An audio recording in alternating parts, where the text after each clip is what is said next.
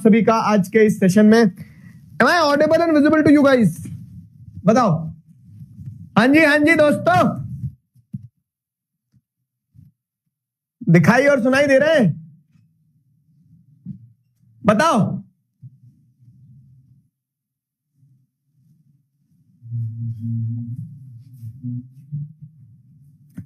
बताओ बताओ।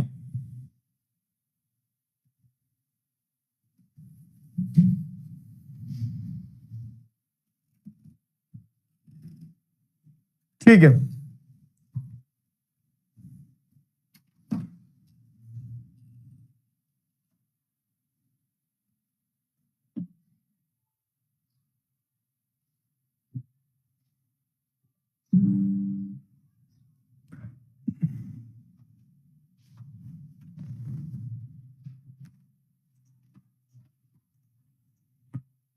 So how is it going guys? क्या चल रहा है?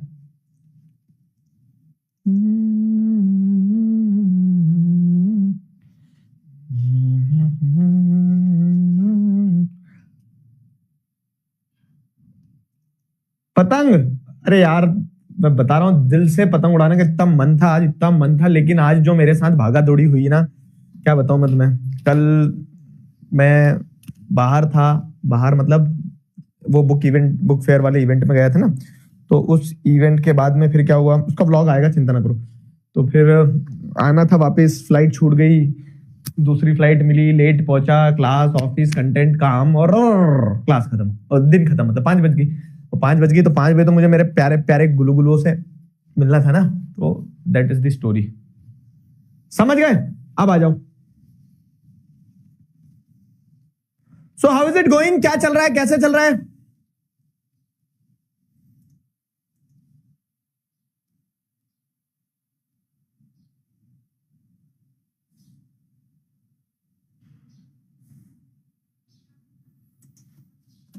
बढ़िया।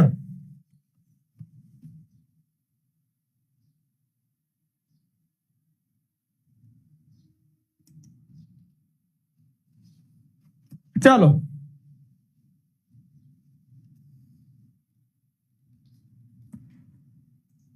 ऑडिबल विजिबल है हम?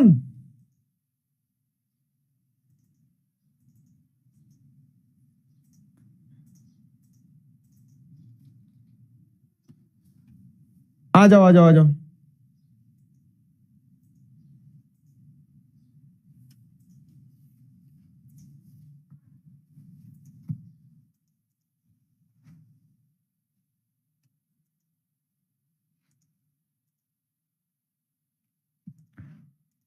Welcome welcome welcome welcome.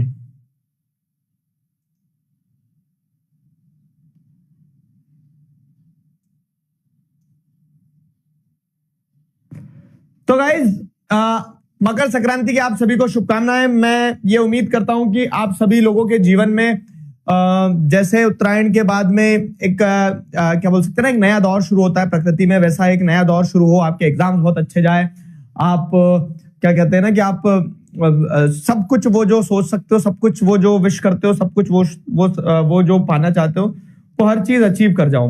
ठीक है, तो मेरी ये शुभकामनाएं आपको ढेर सारी। क्लियर है?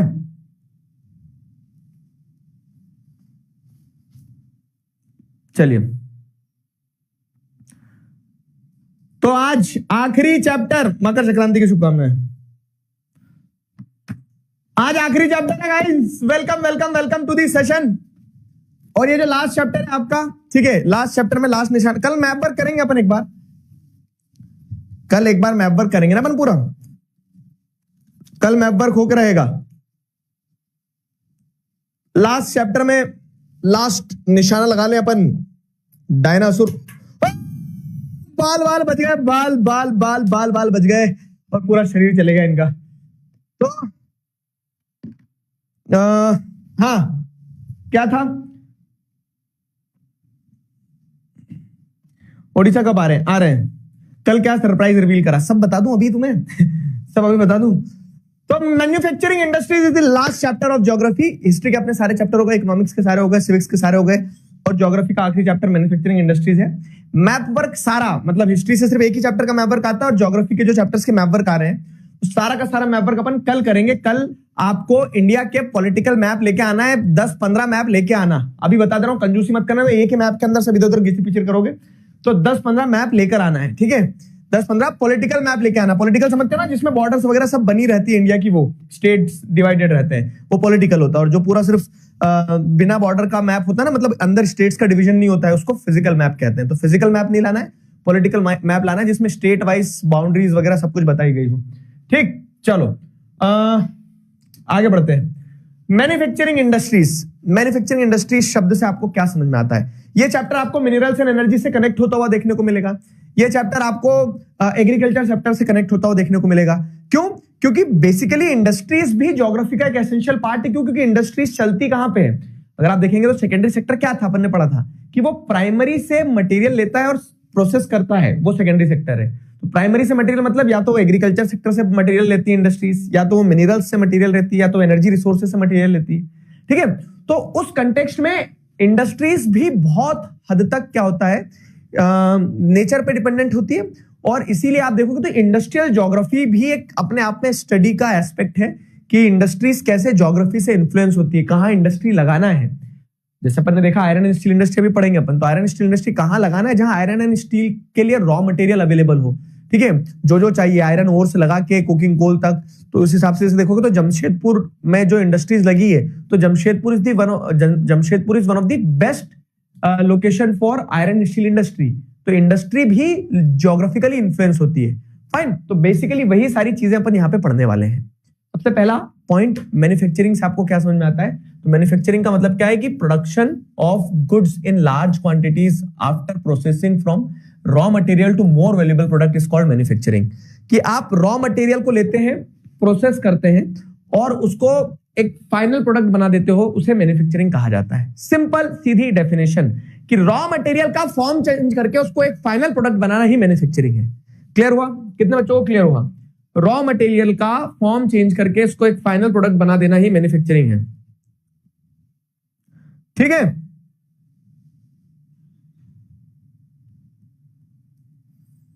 समझ में आया?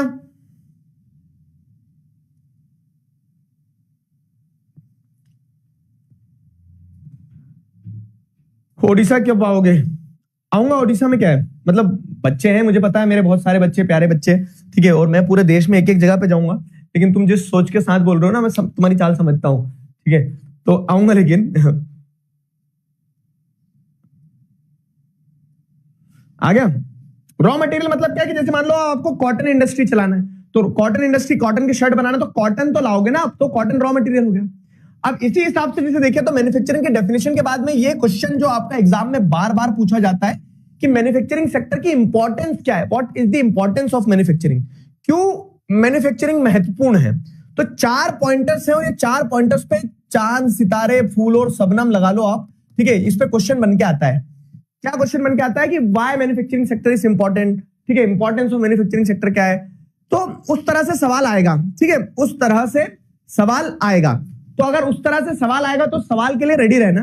तो जैसे आप क्या कहेंगे कि modernise agriculture and reduces dependence of people. सबसे पहली चीज तो क्या है कि इंडस्ट्रीज की ये एक बहुत बड़ी भूमिका है, इंपॉर्टेंस है कि इंडस्ट्रीज जब आती तो इंडस्ट्रीज क्या कर रही है, जैसे ट्रैक्टर बना इंडस्ट्री में, तो ट्रैक्टर से क्या करोगे, डा खेलेंगे सर, नहीं। वो ट्रैक्टर से आप देखते हो खेती करोगे, तो खेती को आपने मॉडर्नाइज कर दिया, खेती को मॉडर्नाइज कर दिया। और जो अधिकतर लोग खेती पे ही निर्भर थे, तो इनको इंडस्ट्रीज में काम मिल जाएगा।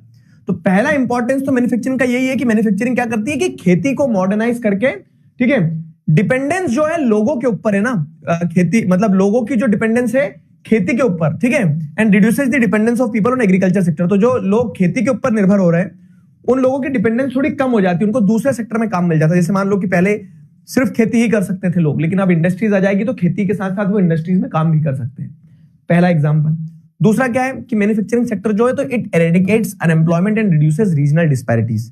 मतलब क्या है कि जब इंडस्ट्रीज आएगी तो दिखती बात है कि इंडस्ट्रीज आएंगी तो वहां चिट्टी रोबोट तो काम नहीं करने लग जाएगा डे वन से। इंडस्ट्रीज में पहले कौन काम कर रहा होगा, तो इंडस्ट्रीज में आपको पता चल रहा है कि इंडस्ट्रीज में लोग काम कर रहे हैं, आम जनता काम कर रही है, ठीक है। तो अनएम्प्लॉयमेंट खत्म होगी इंडस्ट्रीज के आने से, बेरोजगारी जो है, तो इंडस्ट्रीज के आने से बेरोजगारी खत्म होगी और जो लोगों की कह सकते हैं ना, जैसे हम कहते हैं कि क्या कि उत्तर प्रदेश बिहार में बहुत ज्यादा गरीबी है, या फिर उत्तर प्रदेश बिहार उड़ीसा झारखंड ये जो राज्य है इन राज्यों में बेरोजगारी है, और इस कारण से क्या है यहाँ पे डेवलपमेंट नहीं हो पाया। लेकिन भाई आप देख लो तो महाराष्ट्र में, गुजरात में बहुत ज्यादा डेवलपमेंट है, क्योंकि वहां इंडस्ट्रीज वगैरह है। तो जब इंडस्ट्रीज उत्तर प्रदेश बिहार झारखंड उड़ीसा इन राज्यों में भी आएगी तो यहाँ पे भी डेवलपमेंट होगा, है ना। तो यहाँ पे भी डेवलपमेंट होगा। तो जब यहाँ डेवलपमेंट होगा तो जो रीजनल डिस्पैरिटीज है ना, कि एक क्षेत्र में डेवलपमेंट हो गया दूसरे क्षेत्र में नहीं हुआ, वो रीजनल डेवलपमेंट जो है आपको डिस्पैरिटीज जो है वो खत्म हो जाएंगे डेवलपमेंट के कारण। तीसरा के बाद में मतलब दूसरे के बाद में तीसरा क्या है, exports brings much needed foreign exchange. Manufacturing industries का क्या फायदा है कि आपने मैन्युफैक्चरिंग इंडस्ट्रीज से क्या बनाया, आपके पास प्लास्टिक थी, प्लास्टिक से आपने अप्पू हाथी बना दिया। अब अप्पू हाथी को आपने क्या कर दिया, यूएसए पहुंचा दिया। चांद दे देंगे अप्पू हाथी के लिए, अप्पू हाथी को नहीं पहुंचा रहे, दूसरी चीज को पहुंचाते हैं। दूसरी चीज जैसे मान लो यूएसए चलेगी, तो आपने क्या किया, बाहर जब जाएगा कुछ भी सामान तो बाहर से पैसा आएगा, है ना। बाहर कोई भी सामान जाएगा तो वहां से पैसा आएगा। अब जब बाहर से पैसा आएगा तो उस पैसे से आपको क्या देखने को मिल रहा है, उस पैसे से आपको देखने को मिल रहा है कि डेवलपमेंट होगा। हमारे पास फॉरेन एक्सचेंज आएगा, बाहर का विदेश का पैसा आएगा। तो एक्सपोर्ट्स ब्रिंग्स फॉरेन एक्सचेंज, और एक्सपोर्ट तभी कर पाओगे जब इंडस्ट्रीज होगी।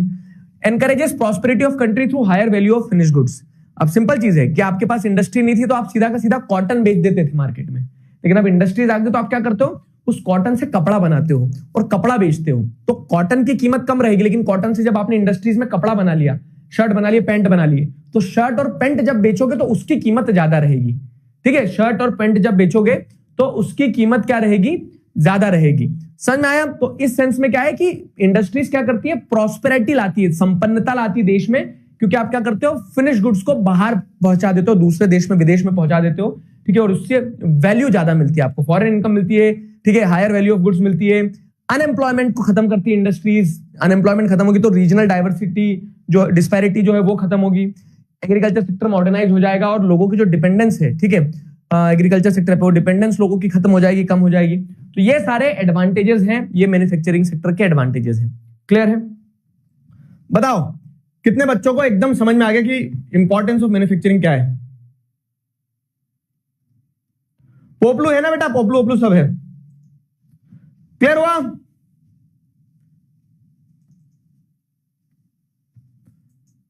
मैन्युफैक्चरिंग सेक्टर की इंपॉर्टेंस है ना।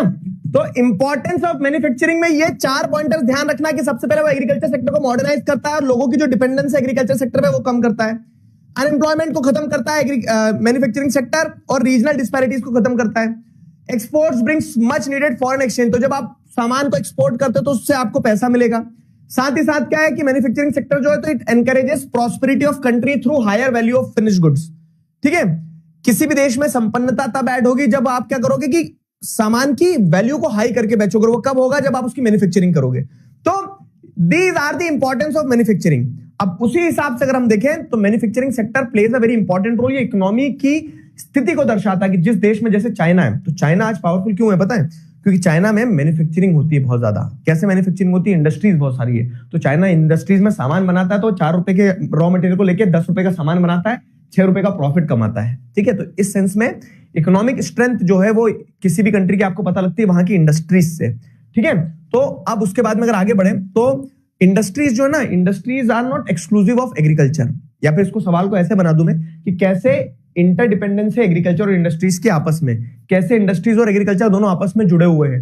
किसी भी तरह से सवाल पूछा जाए, किसी भी तरह से सवाल पूछा जाए तो यहां पे आपको देखने को मिलता है कि एग्रीकल्चर और इंडस्ट्री दोनों मूव्स हैंड इन हैंड। क्यों, ऐसा एक सवाल बनता है। तो दूसरा चांद सितारे फूल और शबनम वाला एक क्वेश्चन बताऊं मैं तुम्हें, तो जो क्वेश्चन आना ही है एग्जाम में वो क्या है कि how agriculture industry are not exclusive to each other, how agriculture and industry are interdependent on each other. तो यहां पे आपको क्या लिखना है कि agriculture and industry goes hand in hand because, simple चीज है, इंडस्ट्रीज को चलने के लिए रॉ मटेरियल चाहिए। जैसे कॉटन इंडस्ट्री है या फिर आयरन, कॉटन इंडस्ट्री के अलावा जैसे शुगर इंडस्ट्री है, तो इन इंडस्ट्रीज को चलने के लिए रॉ मटेरियल तो चाहिए रहेगा ना। तो रॉ मटेरियल कहां से आएगा, खेतों में से आएगा।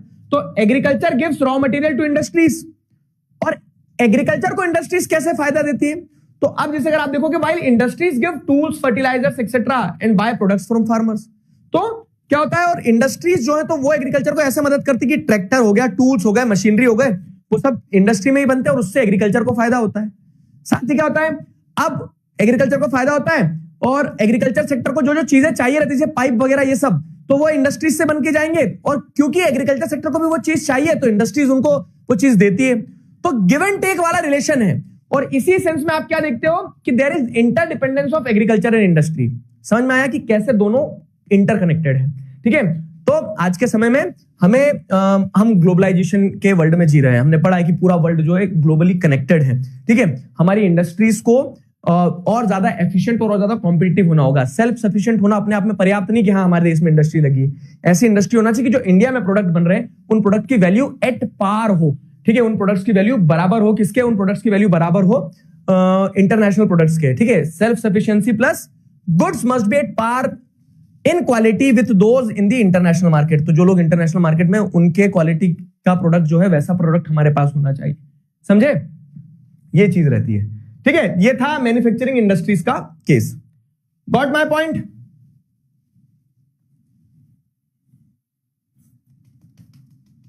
क्लियर हुआ? बताओ,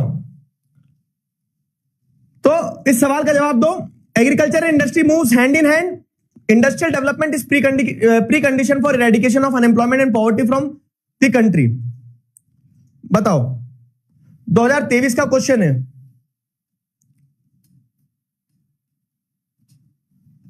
बताओ भाई,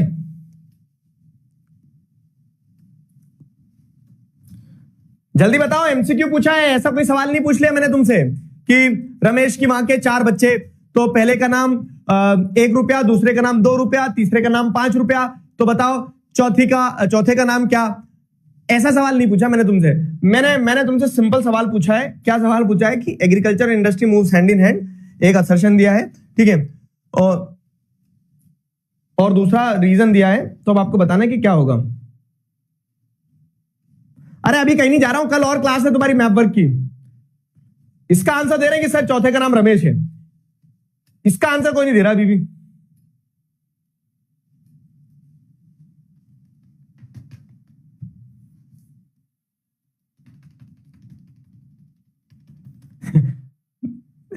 चौथे का नाम 6 रुपया बोल रहे हैं बच्चा। कल 15 मैप लेके आना बेटा, 15। ठीक है,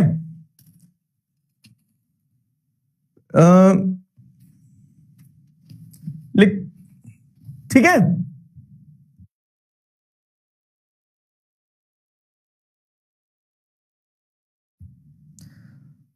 चलो हो गया।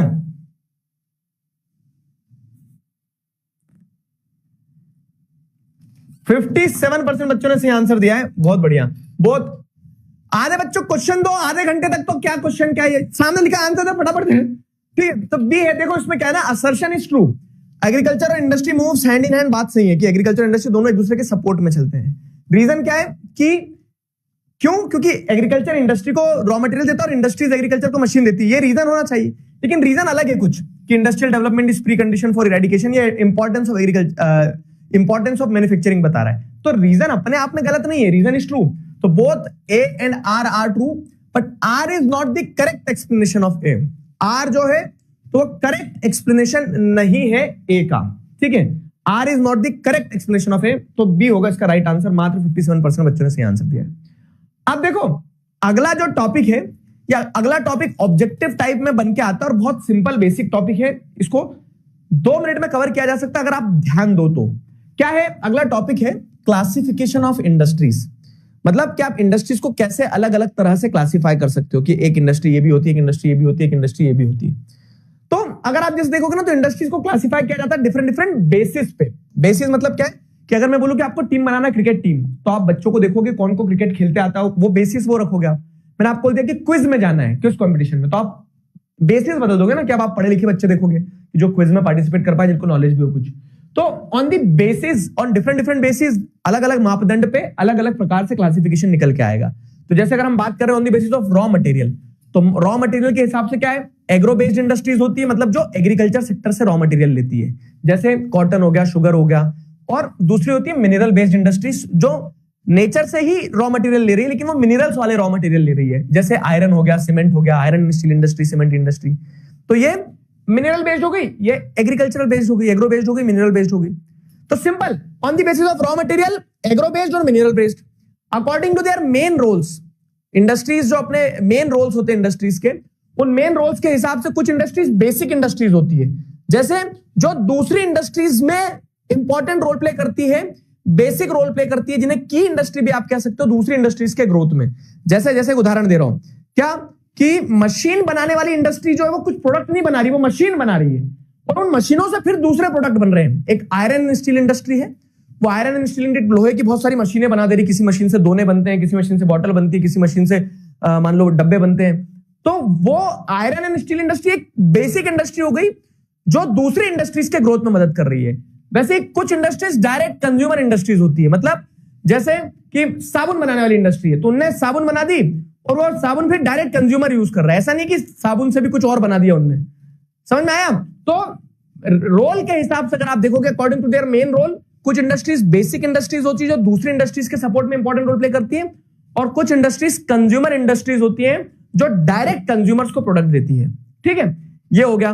फिर क्या है तीसरा, कैपिटल इन्वेस्टमेंट बेस्ड, कितना पैसा लगा है, और पैसे के हिसाब से कुछ स्मॉल स्केल इंडस्ट्रीज होती है और कुछ लार्ज स्केल इंडस्ट्रीज होती है। ठीक है, 1 करोड़ से नीचे वाली स्मॉल स्केल और 1 करोड़ से ऊपर वाली लार्ज स्केल इंडस्ट्रीज, पैसे के हिसाब से।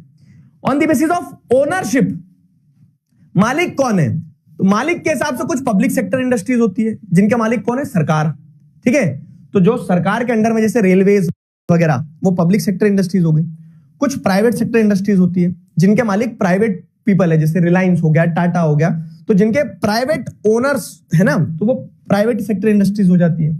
फिर जॉइंट सेक्टर इंडस्ट्रीज कौन सी होती है, तो जॉइंट सेक्टर इंडस्ट्रीज वो इंडस्ट्रीज होती है जो क्या है, जॉइंटली ओन्ड रहती है। जॉइंटली ओन्ड मतलब क्या होता है, जॉइंट सेक्टर इंडस्ट्रीज में जैसे देखेंगे कि गवर्नमेंट ने और प्राइवेट प्लेयर ने हाथ मिला लिए, जैसे मारुति उद्योग लिमिटेड हो गया। ठीक है, तो वो क्या है, वो एक जॉइंट सेक्टर का एग्जांपल है। और कोऑपरेटिव सेक्टर की इंडस्ट्रीज होती है जिसमें कोई एक मालिक नहीं है, जितने भी सप्लायर्स है ना वो खुद ही उसके मालिक होते हैं। जैसे अमूल, अमूल क्या है, कोऑपरेटिव इंडस्ट्री है कि सारे मिल्क प्रोड्यूसर जो है वो दूध लेके आते हैं और सब अपने अपने दूध को जितना, मतलब जो जितना जितना दूध लेके आता है उसको उतना उतना पैसा मिल जाता है। तो कोई एक मालिक नहीं है कोऑपरेटिव में, जो सप्लायर्स और रॉ मटेरियल प्रोवाइडर्स होते हैं वही ओनर्स होते हैं, वो एक तरह से स्टेक होल्डर हो जाते हैं। तो ओनरशिप के हिसाब से पब्लिक, प्राइवेट, जॉइंट और कोऑपरेटिव सेक्टर की इंडस्ट्री हो गई।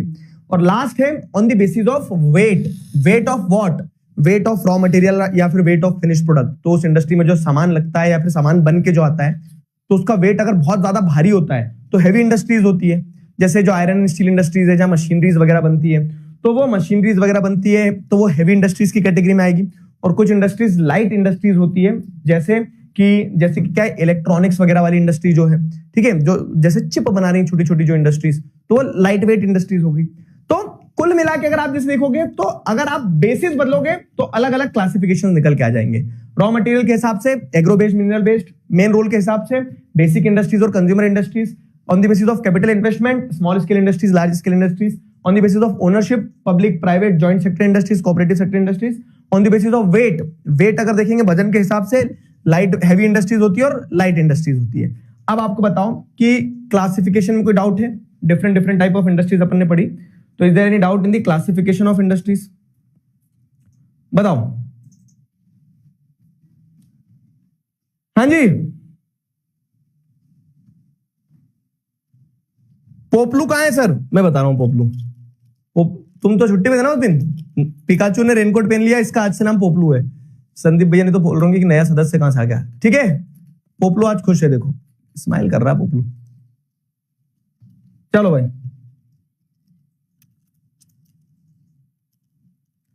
आ जाओ।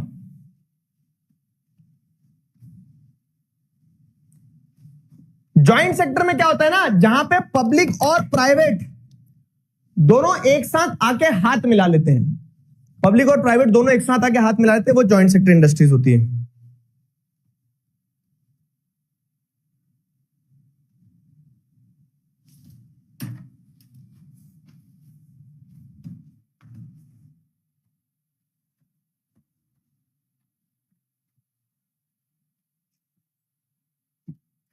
ठीक है,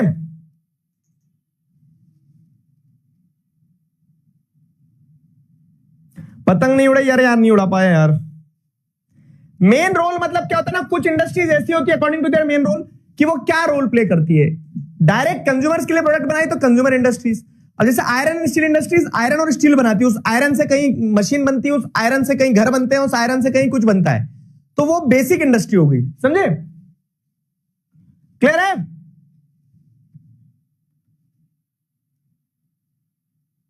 क्लियर हुआ?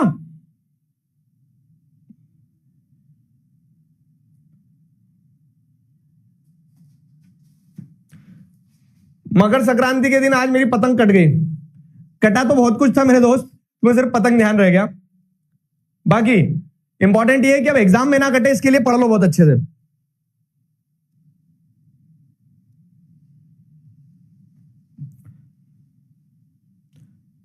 चलो लीडर बोर्ड पढ़ेंगे। अब ये क्लासिफिकेशन आपको बताया गया अलग अलग बेसिस पे, अलग अलग तरह का क्लासिफिकेशन है। ठीक है, अलग अलग तरह का क्लासिफिकेशन, अलग अलग तरह का क्लासिफिकेशन है। ये देखो हट्टे कट्टे नौजवान छींक रहे हैं। और वो वाला मीम देखा तुमने, छींक रहे वाला मीम देखा कि आजकल के नौजवान को देखो, छींक देते हैं और जरा में सॉरी बोल देते हैं। हमारे दादा परदादा के समय में तो बहुत जोर से पात देते थे और हरिओम बोल के आगे बढ़ जाते थे। तो मीम चल रहा है ना। तो संदीप कैसे नौजवान हो यार तुम, छींक के सॉरी बोल देते हो।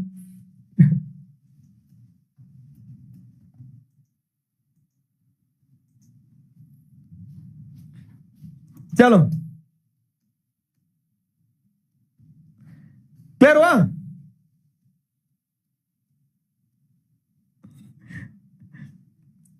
चलो तो अब क्लासिफिकेशन ऑफ इंडस्ट्रीज की अगर बात करें, क्लासिफिकेशन ऑफ इंडस्ट्रीज की अगर बात करें तो यहां एक चीज समझना है आपको कि क्लासिफिकेशन ऑफ इंडस्ट्रीज की अगर बात करें ना, तो इंडस्ट्रीज को क्लासिफाई किया जा सकता है अलग अलग तरह से, लेकिन हम एग्रो बेस्ड इंडस्ट्रीज और मिनरल बेस्ड इंडस्ट्रीज दो ही तरह के क्राइटेरिया पढ़ेंगे। तो एग्रो बेस्ड इंडस्ट्रीज और मिनरल बेस्ड इंडस्ट्रीज दो तरह के क्लासिफिकेशंस पढ़ेंगे। एग्रो बेस्ड इंडस्ट्रीज में क्या है? एग्रो बेस्ड इंडस्ट्रीज में अपन पढ़ेंगे कि जो इंडस्ट्रीज एग्रीकल्चर सेक्टर से रॉ मटेरियल लेती है। ठीक है, जो इंडस्ट्रीज क्या है, एग्रीकल्चर सेक्टर से रॉ मटेरियल लेती है, वो इंडस्ट्रीज क्या कहलाती है? वो इंडस्ट्रीज एग्रो बेस्ड इंडस्ट्रीज कहलाएंगी। तो उन एग्रो बेस्ड इंडस्ट्रीज को जैसे अगर अपन देखेंगे तो अपन को तीन एग्रो बेस्ड इंडस्ट्रीज पढ़ना है, कॉटन टेक्सटाइल की, एक जूट टेक्सटाइल की और एक शुगर इंडस्ट्री की। ठीक है, और दूसरा देखो क्लासिफिकेशन आपको ब्रॉडली तो बहुत सारे बताए, लेकिन डिटेल में आपको एग्रो बेस्ड और मिनरल बेस्ड दो ही तरह की इंडस्ट्रीज के क्लासिफिकेशन इस चैप्टर में पढ़ना है। तो एग्रो बेस्ड इंडस्ट्रीज मतलब वो इंडस्ट्रीज, ठीक है, जो कि क्या करती है? एग्रीकल्चर सेक्टर से रॉ मटेरियल लेती है। ठीक है, दोज इंडस्ट्रीज, ठीक है, those industries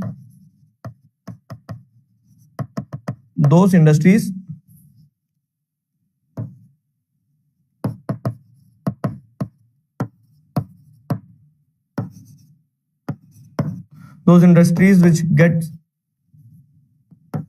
their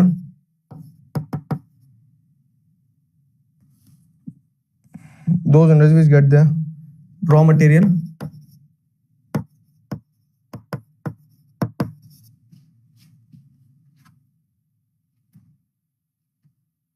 from agriculture sector,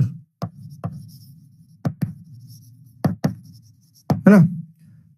तो उस आधार पर आप देखोगे तो एग्रीकल्चर सेक्टर से जिनको रॉ मटेरियल मिल रहा है, तो ऐसी कुछ टेक्सटाइल इंडस्ट्रीज होती है जैसे कि cotton textile and jute textile. ठीक है, क्योंकि कॉटन कहां मिलता है? कॉटन आपको खेतों में ही ग्रो होते देखने को मिलता है। आप ये मत सोचना कि खेत में शर्ट लटक रहे हैं।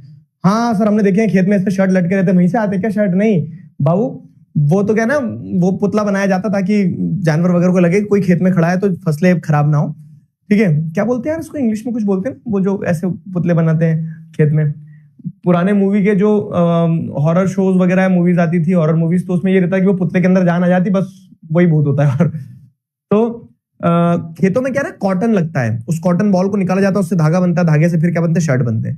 तो बेसिकली शर्ट इंडस्ट्री में बन रहा है, लेकिन उस इंडस्ट्री को चलाने के लिए जो रॉ मटेरियल है वो कॉटन टेक्सटाइल से आ रहा है, वैसे ही जूट टेक्सटाइल से आता है। तो अगर हम टेक्सटाइल इंडस्ट्रीज की बात करें ना कंट्री में, तो कंट्री के अंदर टेक्सटाइल इंडस्ट्री जो है, जो कि एक एग्रो बेस्ड इंडस्ट्री है, it occupies a very unique position. हमारे देश में एक बहुत यूनिक पोजीशन ऑक्यूपाई करती है कॉटन टेक्सटाइल इंडस्ट्री, ठीक है। Very unique position is being occupied by the cotton textile industry in our country, ठीक है। तो it contribute significantly to industrial production. Cotton textile industries जो है वो बहुत सिग्निफिकेंटली हमारे इंडस्ट्रियल प्रोडक्शन में कंट्रीब्यूट करती है। कैसे सिग्निफिकेंटली हमारे इंडस्ट्रियल प्रोडक्शन में कंट्रीब्यूट करती है कि कॉटन टेक्सटाइल इंडस्ट्री आपको देखने को मिलता है कि जो कॉटन टेक्सटाइल इंडस्ट्री है तो आपको देखने को मिलेगा कि वो कॉटन टेक्सटाइल इंडस्ट्री जो है तो धागा बनने से लेके कपड़ा बनने तक पूरी प्रोसेस हमारे कंट्री में होती है। तो वैल्यू चेन जो है ना, मतलब जैसे एक टमाटर से आप मैक्सिमम क्या बना सकते हो, टमाटर से चटनी वटनी बना के केचप तक बना सकते हो। टमाटर का आप ऐसे तो नहीं कि टमाटर से आप ट्रक बना दोगे। एक टमाटर की लाइफ स्पैन क्या है, टमाटर से लगा के केचप तक की है। तो वो उसका कंप्लीट वैल्यू चेन है कि एक टमाटर से मैक्सिमम केचप ही बन सकता है, टमाटर से ट्रक नहीं बन सकता है। लेकिन अगर आप जैसे देखोगे कॉटन, तो एक कॉटन से क्या क्या बन सकता है, कॉटन से धागा बन सकता है, धागे से कपड़ा बन सकता है, कपड़े से शर्ट बन सकती है, शर्ट से पोछा बन सकता है। तो ये उसका वैल्यू चेन है, ठीक है। मम्मियां जानती है कि शर्ट से पोछा कैसे बनाते हैं, तो ये उसका वैल्यू चेन है। तो जो हम बात कर रहे हैं टेक्सटाइल इंडस्ट्री की, वो टेक्सटाइल इंडस्ट्री इंडिया में बड़ी यूनिक पोजीशन ऑक्यूपाई करती है क्योंकि it contribute significantly to the industrial production. खूब प्रोडक्शन भी होता है टेक्सटाइल्स का हमारी कंट्री में। साथ ही साथ हम क्या है, सेल्फ रिलायंट है कि हमें किसी और के ऊपर निर्भर नहीं होना पड़ता है, ठीक है।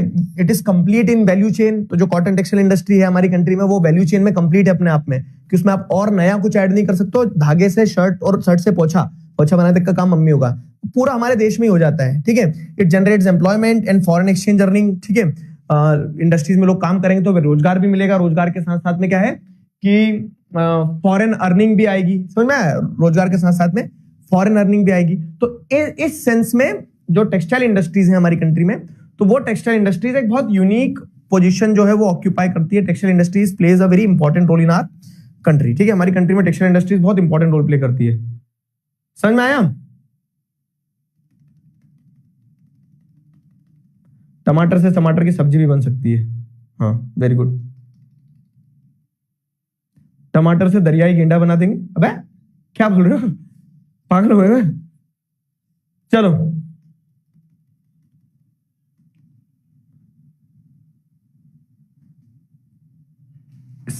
स्कैर क्राउ, हाँ ये ऐसे कुछ कहते हैं उसको।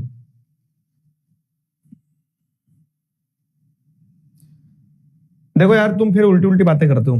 अब एक बच्चा लिख रहा है क्या कि सर पढ़ने में मन नहीं लगता है। जहां तुम्हारा मन लगा था वहां कुछ हो नहीं पाया, तो अब पढ़ लो। पढ़ने में लगाना पड़ेगा ना मेरे दोस्त, पढ़ते क्यों नहीं हो? चलो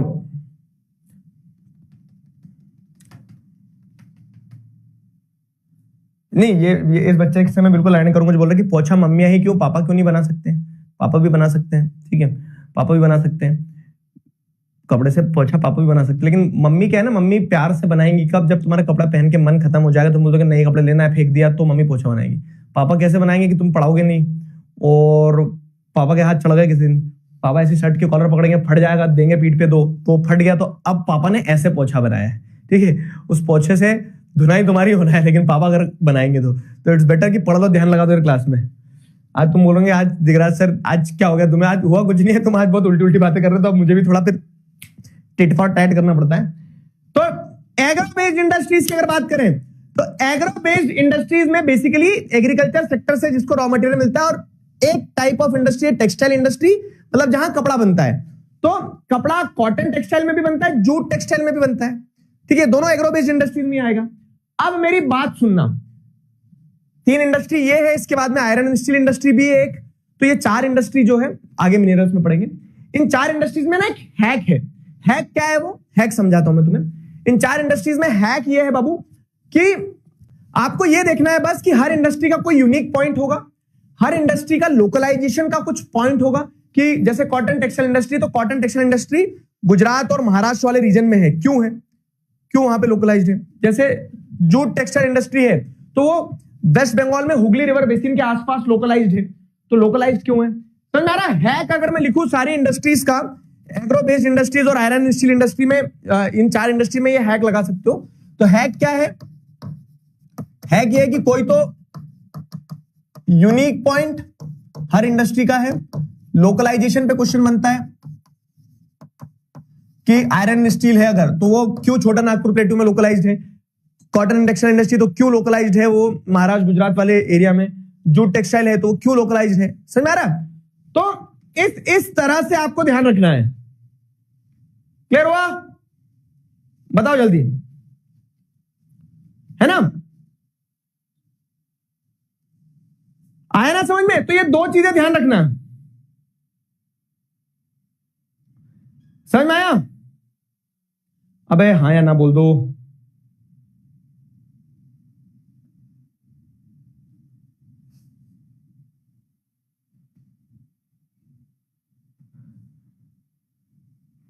चलो अब अगर अपन आगे बढ़े तो कॉटन टेक्सटाइल्स की अगर हम बात करें, तो कॉटन टेक्सटाइल्स की अगर बात की जाए तो localisation in Maharashtra and Gujarat, तो सबसे पहला तो सवाल ये आता है कि अधिकतर कॉटन टेक्सटाइल इंडस्ट्रीज जो है हमारी कंट्री में, तो कॉटन टेक्सटाइल इंडस्ट्रीज महाराष्ट्र और गुजरात में क्यों है? क्योंकि उसके पीछे का कारण ये है। देखो रीजन ये मिल गया। क्वेश्चन अगर आता है, ये क्वेश्चन आएगा एग्जाम में, why most of the countries in Maharashtra, why most of the cotton textile industries are localized in Maharashtra and Gujarat? तो उसका कारण क्या बनेगा कि most of the cotton textile industries are localized in Maharashtra and Gujarat because Maharashtra और गुजरात वाला reason जो है तो कॉटन ग्रोइंग रीजन है, ठीक है। ब्लैक सॉइल है वहां पे, ब्लैक सॉइल को ही कॉटन सॉइल कहा जाता है, कॉटन बेस्ट ग्रो होता है वहां पे, ठीक है। वहां पे गुड ट्रांसपोर्टेशन फैसिलिटीज अवेलेबल है, ट्रांसपोर्ट बहुत अच्छे से हो जाता है। मतलब कैसे कि नियर बाय पोर्ट्स है ना, पोर्ट्स हैं, जैसे गुजरात में भी कांडला पोर्ट है, मुंबई में भी, महाराष्ट्र में भी मुंबई पोर्ट है, जवाहरलाल नेहरू पोर्ट है। साथ ही साथ क्या है कि कॉटन को ग्रो होने के लिए मॉइस्ट क्लाइमेट चाहिए रहता है, नमी, समुद्र के पास होने के कारण दोनों ही राज्यों में नमी बनी रहती है। फ्रॉस्ट फ्री क्लाइमेट चाहिए रहता है कॉटन को, तो वो moist climate, frost free climate आपको मिल जाएगा महाराष्ट्र और गुजरात में, ठीक है। Cheap labour in the nearby adjacent areas, population ज्यादा है मुंबई वगैरह में, तो सस्ती लेबर मिल जाती है जो इंडस्ट्रीज में काम करेगी। तो दीज आर दी रीजंस जिनकी वजह से कॉटन टेक्सटाइल इंडस्ट्रीज महाराष्ट्र और गुजरात वाले रीजन में लोकलाइज्ड है, ठीक है। अब अगर हम कॉटन टेक्सटाइल इंडस्ट्रीज की वाहवाही सुने कि कॉटन टेक्सटाइल इंडस्ट्री क्या है, तो कॉटन टेक्सटाइल इंडस्ट्री की वाहवाही ये है कि it contribute significantly to the industrial production, कि कॉटन टेक्सटाइल इंडस्ट्री हमारे इंडस्ट्रियल प्रोडक्शन में सिग्निफिकेंट तरीके से कंट्रीब्यूट करती है। खूब सारे कॉटन के कपड़े बनते हैं, ठीक है, जिससे क्या होता है, कपड़े बन रहे हैं तो लोगों को रोजगार मिलेगा। अब वो कपड़े बने तो एक आदमी कितने कपड़े पहनेगा? हमने सबने पहन लिए, हमने सबने कपड़े पहन लिए, उसके बाद में वो कपड़े हम एक्सपोर्ट भी तो करेंगे, जब विदेश में देंगे तो विदेश वालों से पैसे भी तो लेंगे, तो हमारे पास फॉरेन एक्सचेंज आता है कॉटन टेक्सटाइल इंडस्ट्रीज के चलते, ठीक है। Cotton textile industries is self reliant and complete in value chain, मतलब वही है कि हम किसी और के ऊपर निर्भर नहीं है, धागे से कपड़ा बनाने तक का सारा काम अपने देश में हो जाता है, वैल्यू चेन उसकी कंप्लीट करते हैं। साथ ही साथ ये दूसरी इंडस्ट्रीज को भी सपोर्ट करती है, जैसे कपड़ा बन गया सफेद, अब उस पर कलर चढ़ाना है तो केमिकल इंडस्ट्रीज जो है, तो केमिकल और डाई इंडस्ट्रीज जो है उनको सपोर्ट करती है। पैकेजिंग, अब शर्ट बना लिया तो लेयर है तेरा शर्ट, ऐसा थोड़ी ना दोगे, उसको पैक करोगे, तो packaging industries, engineering industries, machines वगैरह बनती है। तो cotton textile industry supports various other industries also, दूसरी इंडस्ट्रीज को भी सपोर्ट कर रही है, ठीक है। फिर क्या है, अब जैसे आप देखोगे तो इस इंडस्ट्री में अलग अलग प्रोसेस है। क्या प्रोसेस होता है कि सबसे पहले तो स्पिनिंग होती है। स्पिनिंग मतलब क्या है कि धागा बनना, उस कॉटन से, एक कॉटन का ऐसा बॉल आता है, उस कॉटन के बॉल से आप धागा बनाते हो, तो कॉटन के बॉल से धागा बनाना है स्पिनिंग, ठीक है, धागा बनाना। तो spinning is centralised in cotton textile industry, मतलब धागा कहां बन रहा है, जहां कॉटन प्रोड्यूस हो रहा है, तो महाराष्ट्र और गुजरात वाले रीजन में ही धागा बनता है। लेकिन जो वीविंग है ना, उस धागे से फिर आप जब कपड़ा बनाते हो, समझना बहुत अच्छी बात से कि कॉटन टेक्सटाइल इंडस्ट्री में अलग अलग स्टेजेस है। जैसे पहले आप क्या देख रहे हैं कि रॉ फाइबर मिला आपको, ठीक है, कपड़ा मिल गया, तो मतलब वो क्या बोल सकते हैं ना कि फाइबर प्रोडक्शन हुआ एक तरह से, कॉटन बना, कॉटन का आपका रॉ फाइबर मिल गया, उस रॉ फाइबर को स्पिन करा, स्पिन करके धागा बुन लिया, तो यार्न बन गया, आपका धागा बन गया। फिर उस धागे को जब वीव करोगे ना, निटिंग वीविंग करोगे, तो धागे से कपड़ा बनेगा, ठीक है। कपड़े से फिर आपने क्या करा, कपड़ा जो वीविंग निटिंग करने के बाद फैब्रिक बन गया, फैब्रिक, फिर उस फैब्रिक पे आप क्या करोगे, डाई डालोगे, फिनिशिंग करोगे, फिनिशिंग करने के बाद में फिर उससे गारमेंट बना लोगे, ठीक है। गारमेंट बना लोगे, फिर गारमेंट जो है तो वो गारमेंट से फिर आप शर्ट, पैंट, ठीक है, जो भी बनाना है आपको, वो कपड़ा बनता है, मतलब पहनने वाले कपड़े। पहले एक थान का कपड़ा होता है, थान के कपड़े को काट पीट के जो बनाना है वो बन जाता है। तो द थिंग इज क्या है, चीज क्या है, चीज ये है कि जैसे अगर आप ये पूरी प्रोसेस देखोगे तो इस प्रोसेस में अलग अलग प्रोसेस है। कहीं धागे से, मतलब पहले कॉटन से धागा बन रहा है, फिर धागे से कपड़ा बन रहा है, तो जो धागा बनता है ना वो सेंट्रलाइज्ड है, मतलब गुजरात महाराष्ट्र वाले रीजन में ही होगा। क्यों? क्योंकि वहीं पे प्रोडक्शन हो रहा है, वहीं धागा बना दिया। लेकिन अब जैसे आप देखते हैं बनारस में बनारसी साड़ियां बनेगी, महेश्वर में महेश्वरी साड़ियां बनेगी, चंदेरी में चंदेरी साड़ी बनेगी, है ना। तो हर जगह अपनी अपनी स्टाइल है। तो जो वीविंग होती है ना, वीविंग डिसेंट्रलाइज्ड है बहुत ज्यादा। क्यों? टू इनकॉर्पोरेट दी ट्रेडिशनल और to incorporate the regional skills, कि हर क्षेत्र में एक अलग अनुभव से कपड़ा बनाया जाता है। तो वो अलग अलग क्षेत्र का अलग अलग अनुभव है, तो अलग अलग अनुभव कब पूरा होगा लोगों का? जब वो वहीं पे बनेगा। तो धागा सेंट्रलाइज तरीके से बनता है एक ही जगह पे, लेकिन उसकी जो वीविंग होती है वो वीविंग डिसेंट्रलाइज होती है, कंट्री के अलग अलग पार्ट में होती है। ठीक है, फिर क्या है, जैसे खादी का भी प्रोडक्शन होता है। तो खादी जो है हमारी कंट्री में क्या है, khadi provides home based employment. तो खादी का जो कपड़ा बनता है, इंडिपेंडेंस के टाइम से खादी इंपॉर्टेंट रहा, तो वो लोगों के जो छोटे छोटे कॉटेज इंडस्ट्रीज होते हैं उनको सपोर्ट करता है। ठीक है, समझ में आया?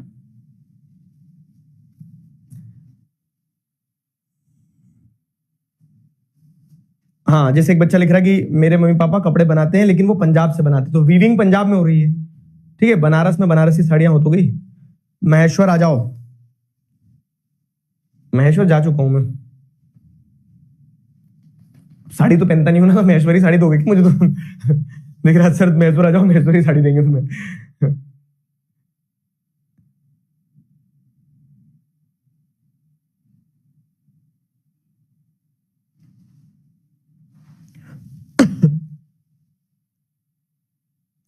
क्लियर हुआ? Very good. आंखें थकी हुई क्यों लग रही है? अरे यार, मैं बोलता हूँ मैं ट्रैवल पे था, कल की क्लास इसलिए कैंसिल हुई। कल मैं गया, वो बुक फेयर में एक इवेंट था, वो करा, वो करके वापस आया, मेरी फ्लाइट छूट गई, रात भर ढंग से सो नहीं पाया, फिर वही भागादौड़ी भागादौड़ी भागादौड़ी। लेकिन this is life my friend, this is life.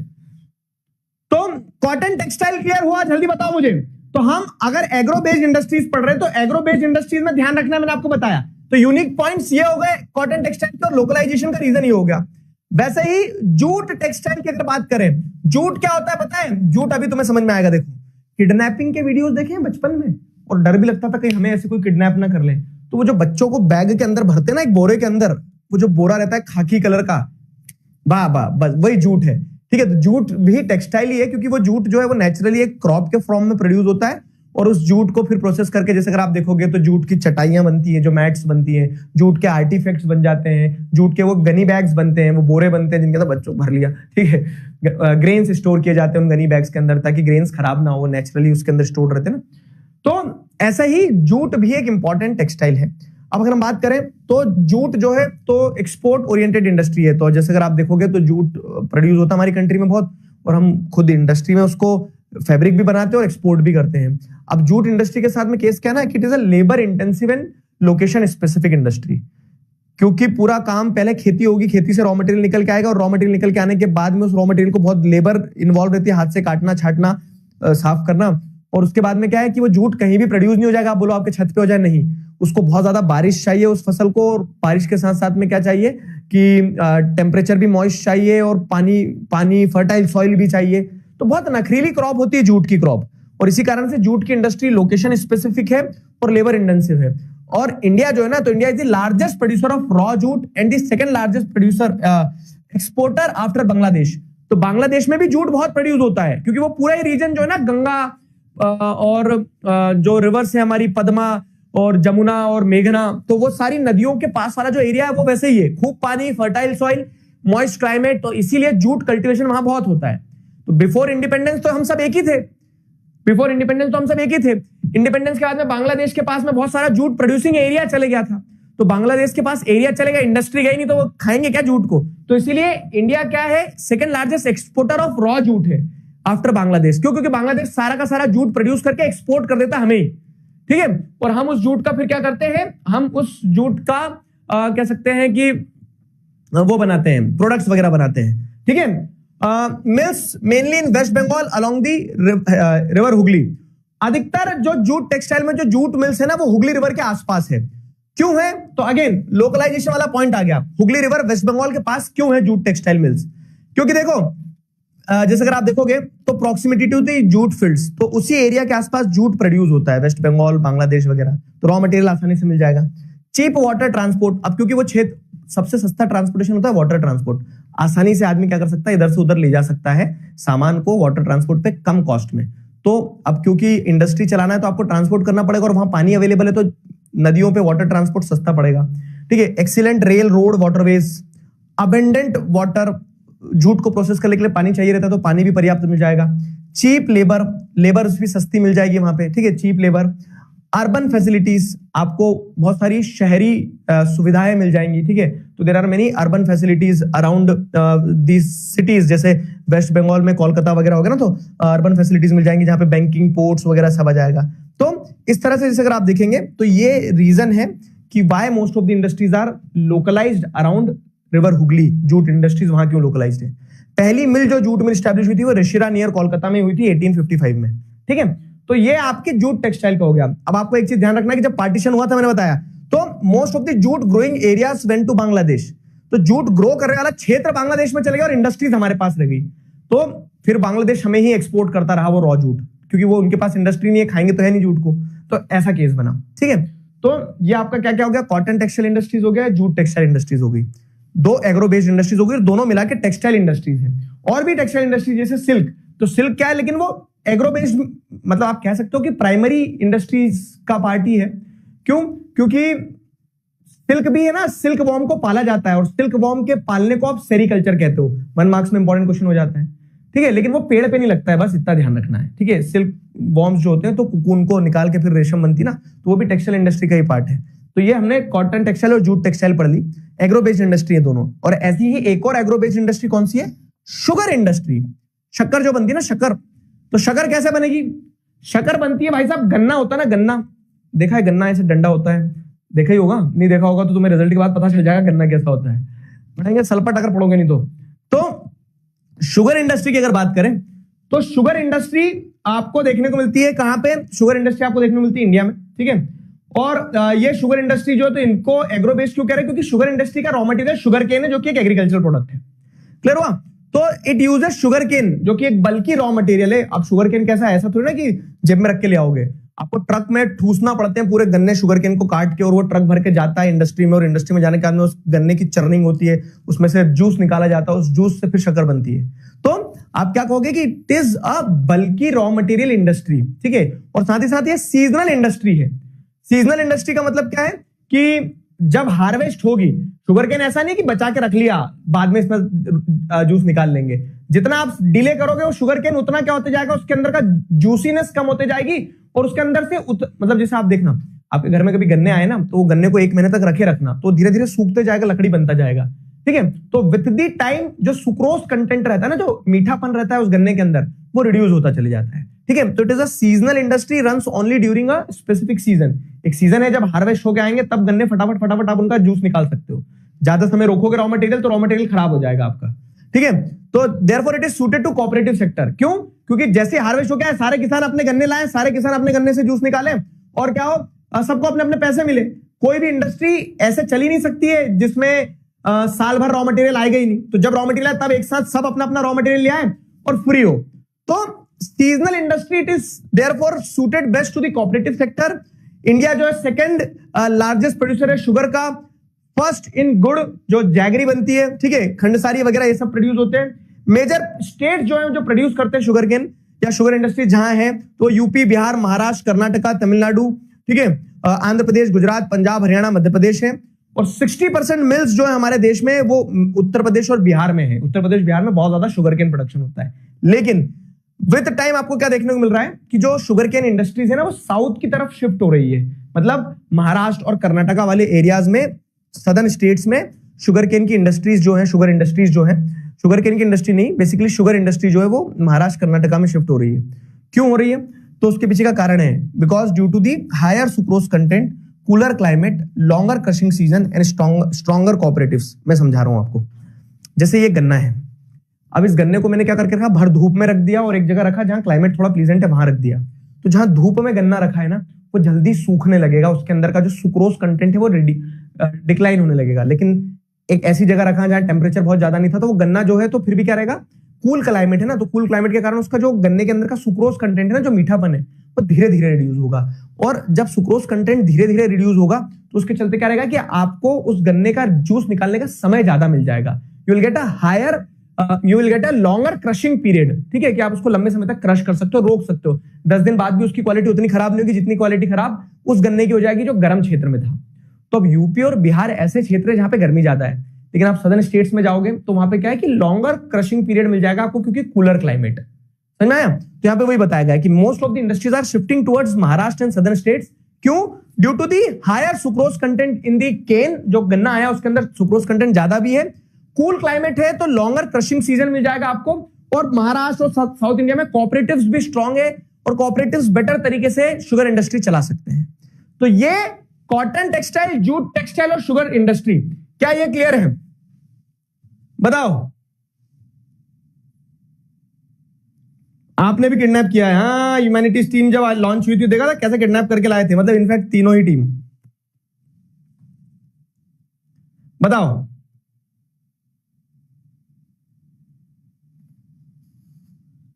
गन्ने का जूस 20 रुपए, बड़ा गिलास, बस वही याद रखना है। पूरा पढ़ाया, इतना पढ़ाया, उसमें से सिर्फ अगर कुछ ध्यान रहा तो वही ध्यान रहा, गन्ने का जूस 20 रुपए गिलास, ये ध्यान रहेगा तुम्हें। वेरी गुड क्वेश्चन यार, वेरी गुड क्वेश्चन सौम्य रंजन, कि सदर्न पार्ट तो इक्वेटर के पास है तो वहां कूल कैसे होगा? बहुत बढ़िया सवाल। लेकिन बाबू समझो, मैंने आपको क्या बताया कि एक 9th क्लास में मैंने कॉन्टिनेंटैलिटी वाली चीज पढ़ी थी। तो नॉर्थ इंडिया क्योंकि यहां पे समुद्र से दूर है तो गर्मी होगी तो गर्मी भी भीषण होगी, सर्दी होगी तो सर्दी भी भीषण होगी। लेकिन साउथ इंडिया जो कि कोस्टल एरिया के बाजू में है तो यहां पे एक्सट्रीम्स में टेम्परेचर नहीं जाएगा। गर्मी में भी गर्मी उतनी नहीं लगेगी, सर्दी में भी सर्दी उतनी नहीं लगेगी, तो कांस्टेंट टेम्परेचर रहेगा, जो कि जनरली एक कह सकते हैं, जो कि जनरली क्या रहता है, जो कि जनरली एक कूलर क्लाइमेट रहता है when compared to the summers of northern India. Got my point? समझ में आया? क्वेश्चन अच्छा था और समझ में आया तुम्हें आंसर? ऐसे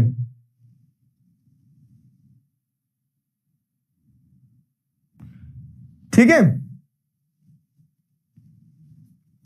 चलो भाई।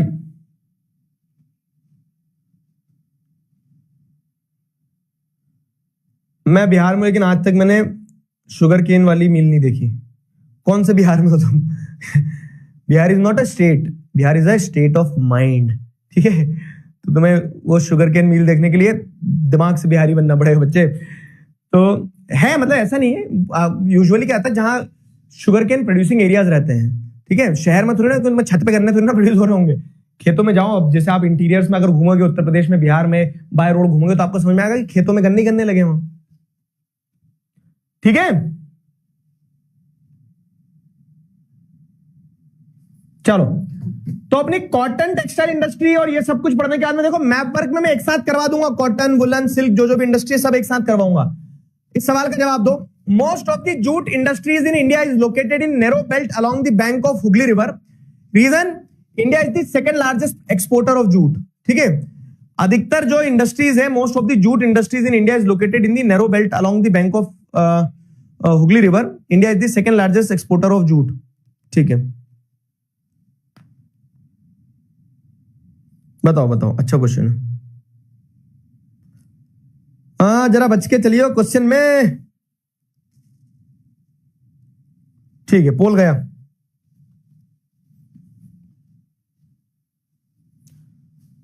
अंश आनंद, ऑल इंडिया रैंक 1 शिवा पाल, ठीक है बाबू, ऑल द बेस्ट। हर्षु, प्रिया, ऋषिका, तन्मय, दीक्षा, वैभव, खुशबू और वैष्णवी, सारे बच्चों के लिए तालियां बजा दी जाए जरा एक बार जोरदार।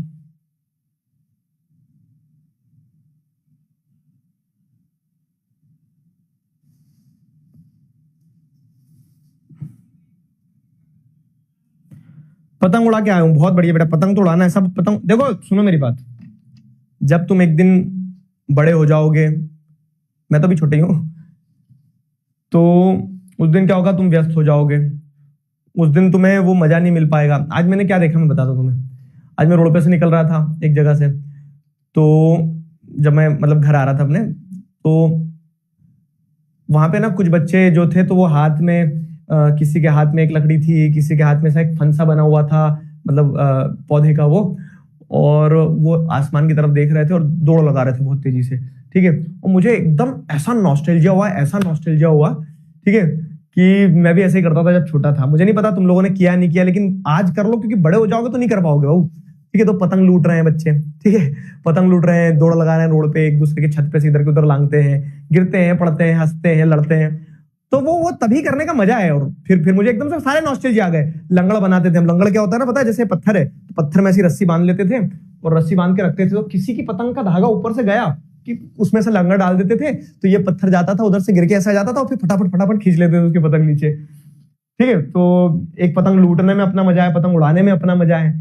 तो ये मजे करने का समय आज है। क्या लगे हुए मैन्युफैक्चरिंग इंडस्ट्रीज के चक्कर में बैकलॉग बन रहा है तो बाद में पढ़ लेना, लेकिन मस्ती और फन जो है अपने जीवन का, वो मरने मत देना। ठीक है, 10वीं है, 10वीं में जान मत फूंक देना अपनी। मैं हमेशा से कहता हूं कि रोज पढ़ना है, थोड़ा थोड़ा पढ़ना है, कंसिस्टेंसी जरूरी है, लेकिन अपने साथ साथ में उस जीवन को एंजॉय भी करना। ठीक है, you may find this conversation opposite from what I always say कि पढ़ो पढ़ो पढ़ो, लेकिन मैं वही कह रहा हूं कि जो करो ना शिद्दत से करो।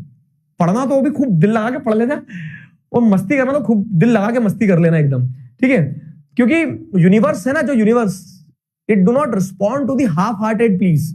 अगर आप अर्ध मन से, आधे मन से कुछ भी करोगे ना, तो ना पढ़ पाओगे दिल लगा के, और ना मस्ती कर पाओगे दिल लगा के। तो जो भी करो दिल लगा के कर लेना। ठीक है, रच के कर लेना, जिसको कहते हैं ना। चलो, तो बैलेंस कर लो, बैलेंस करा करो। क्लास का टाइम है तो क्लास के टाइम के पहले मस्ती कर ली। ठीक है, किसी दिन अगर क्लास छूट भी रही है, लाइव नहीं कर पा रहे हो, तो उसको उसी दिन रात में लेकिन कंप्लीट करना है कि भैया आज का मेरा काम खत्म हो गया है ना। चलो,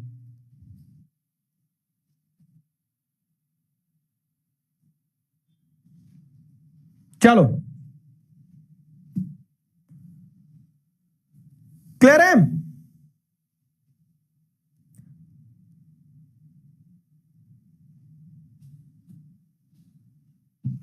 सर आप तो गांधी जी के साथ उड़ाते थे ना पतंग।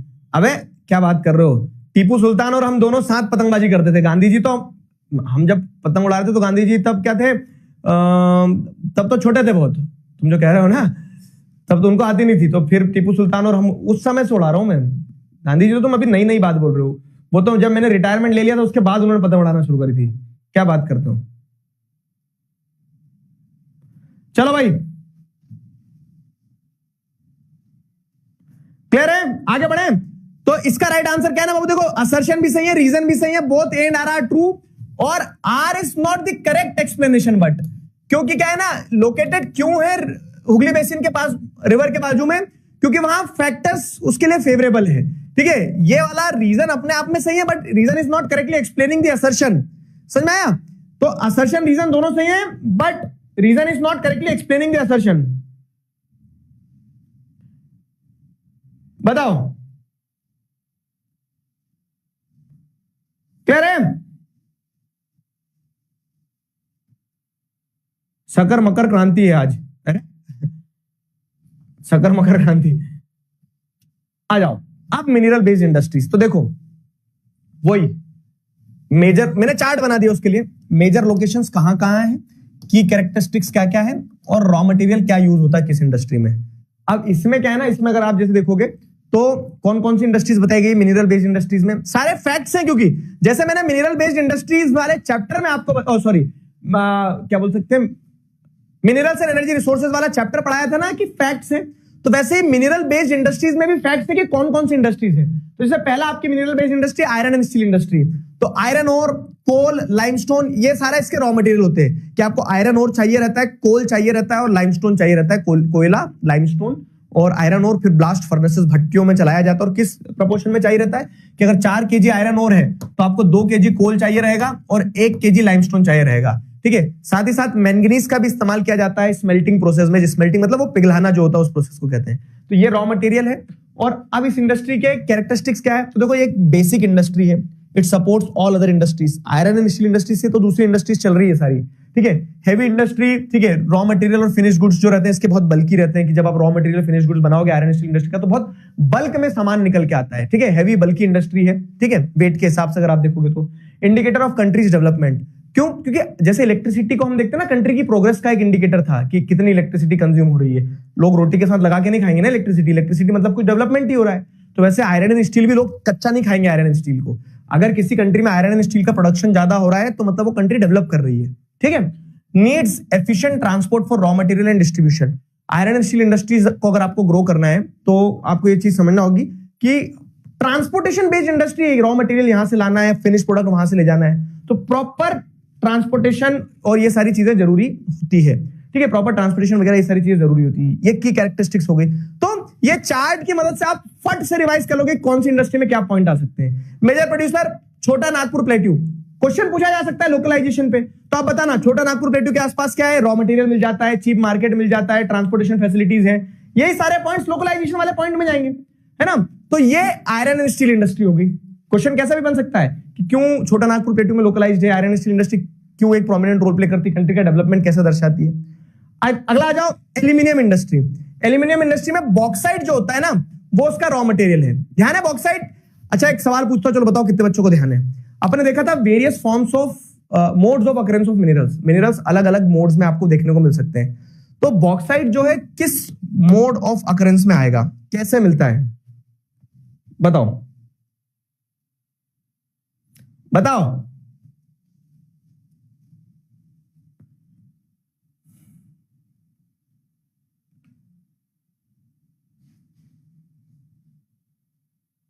चार्ट लिखेगा कौन? अबे लिखना नहीं है, मैं तुम्हें नोट्स में दूंगा। हाँ पोल बता दो, बता रहा हूं, लीडर बोर्ड बता दूं। गौरी बिजलवान, निशा मीना भी आती है बार बार भाई पोल पे। निशा मीना, प्रिया, लड़के कहां चले गए सारे, ठीक है। ऋषिका, तन्मय, स्वयग्न जीत, ऐसा कुछ नाम है क्या बाबू आपका? आशिमा, आदित्य, माही और आराध्या। ताली बजा दो इन बच्चों के लिए, ये पिछले वाले क्वेश्चन में लीडर बोर्ड पे थे। Residual mass of weathered material के फॉर्म में मिलता है। Very good very good very good. तो एल्यूमिनियम इंडस्ट्री की अगर हम बात करें तो बॉक्साइट उसका रॉ मटेरियल है। अब एल्यूमिनियम की वही विशेषता है कि लाइट मेटल है, कोरोजन रेजिस्टेंट होता है, जंग नहीं लगती इसमें, मिलेबल है, कूट कूट के उसकी शीट बना दो, डक्टाइल है, उसके तार बना दो, ठीक है। It is a good conductor of heat, strong when mixed with metals, दूसरे मेटल्स के साथ मिला दो तो स्ट्रेंथ मिल जाती है उसको स्टील जैसी, और लाइट वेट रहता है। तो इसीलिए क्या है, एयरक्राफ्ट, यूटेंसिल्स, वायर्स, इन चीजों को बनाने में एल्यूमिनियम का इस्तेमाल होता है। It requires large supply of electricity. Aluminium जो है तो लार्ज सप्लाई ऑफ इलेक्ट्रिसिटी जो है तो एल्यूमिनियम के लिए लगती है। इट रिक्वायर्स लार्ज मतलब इलेक्ट्रिक इंडस्ट्री में एल्यूमिनियम का इस्तेमाल होता है। 6 से 4 टन ऑफ बॉक्साइट को अगर इस्तेमाल करोगे, देखो बॉक्साइट रॉ मटेरियल है, बॉक्साइट को प्रोसेस करते हो तो आपको उससे एल्यूमिना निकलेगा, 2 टन का एल्यूमिना निकलेगा, और एल्यूमिना को और प्रोसेस करोगे तो आपको एल्यूमिनियम मिलेगा 1 टन का, ठीक है। तो ये हो गया कि 6 से 4 टन का आप बॉक्साइट लेके आओ, उसको प्रोसेस करो, 2 टन का एल्यूमिना मिलेगा, और 2 टन के एल्यूमिना को प्रोसेस करो तो 1 टन का एल्यूमिनियम मिल जाएगा आपको, ठीक है। 1 टन का आपको एल्यूमिनियम मिल जाएगा। तो ये हो गया एल्यूमिनियम स्मेल्टिंग इंडस्ट्री की कहानी, ठीक है। अब कहां है, तो ओडिशा, जैसे आप देखेंगे बॉक्साइट का लार्जेस्ट प्रोड्यूसर है, तो Odisha, West Bengal, Kerala, Uttar Pradesh, Chhattisgarh, Maharashtra, Tamil Nadu, these are the major locations of aluminium smelting industries, ठीक है। एल्यूमिनियम स्मेल्टिंग इंडस्ट्रीज की मेजर लोकेशंस होगी। आगे बढ़ते हैं, केमिकल इंडस्ट्री। अब केमिकल इंडस्ट्री पे आ जाओ, तो केमिकल इंडस्ट्री की अगर हम बात करें तो जैसे इनऑर्गेनिक और ऑर्गेनिक 2 तरह की केमिकल इंडस्ट्रीज होती हैं, ठीक है। तो chemicals such as sulphuric acid, nitric acid, petrochemicals, ये सारे इसके रॉ मटेरियल हैं। अब ये इंडस्ट्रीज क्या करती है, ये इंडस्ट्रीज जो है केमिकल इंडस्ट्रीज की बात करें तो one of the fastest growing and diversified sector. अब क्या होता है ना, 2 केमिकल मिला के ही तीसरा केमिकल बनेगा। तो केमिकल इंडस्ट्रीज, मैं अगर एक केमिकल यूज कर रहा हूं तो मुझे केमिकल ए और बी चाहिए, और तो मैं सी केमिकल में डील करता हूं, तो मैं ए और बी से ही रॉ मटेरियल लूंगा। तो ये इंडस्ट्री खुद की ही लार्जेस्ट कंज्यूमर होती है, ठीक है। एक इंडस्ट्री दूसरी इंडस्ट्री से ही सामान लेती रहती है, ठीक। तो largest consumer of its own product, organic chemical plants located near refineries. और अधिकतर जो ऑर्गेनिक केमिकल इंडस्ट्रीज है, मतलब जो पेट्रोकेमिकल्स वगैरह, जो नेचर से केमिकल्स मिल रहे हैं, तो वो नेचर से केमिकल्स जो मिल रहे हैं जैसे पेट्रोकेमिकल्स वगैरह है, तो वो ऑर्गेनिक केमिकल्स हैं। तो वो अधिकतर ऑर्गेनिक केमिकल इंडस्ट्रीज वो रिफाइनरीज के आसपास ही होती है, जहां पे रिफाइनरीज होंगी वहीं पे आपको ये केमिकल इंडस्ट्रीज मिल जाएंगी, ठीक है। केमिकल इंडस्ट्रीज मल्टीपल जगह पे यूज होती है, जैसे plastics, paints, fibres, drugs, fertilisers. Location देखें तो दिल्ली, गुड़गांव, मुंबई, पुणे, चेन्नई, कोलकाता, बेंगलुरु, ये हो गया केमिकल इंडस्ट्रीज। Fertiliser industries. अब फर्टिलाइजर इंडस्ट्रीज क्या है, तो जैसे अगर आप देखोगे तो कुछ मिनरल्स जैसे नाइट्रोजन, फॉस्फेट, फिर पोटाश जो है तो हमारी कंट्री में बहुत कम है, इसीलिए हम पोटाश को इंपोर्ट करते हैं। Potash is primarily imported in our country, ठीक है। अब ये जो है तो ये फर्टिलाइजर्स आपको क्या देखने को मिलते हैं कि दीज आर दी फर्टिलाइजर्स के रॉ मटेरियल। और फर्टिलाइजर इंडस्ट्री जो है तो ग्रीन रेवोल्यूशन के बाद में फर्टिलाइजर इंडस्ट्रीज बहुत तेजी से बढ़ी है, क्योंकि पहले तो सब ऑर्गेनिक खेती करते थे, लेकिन फिर खेतों में फसल का प्रोडक्शन बढ़ाने के लिए फर्टिलाइजर्स का यूज हुआ।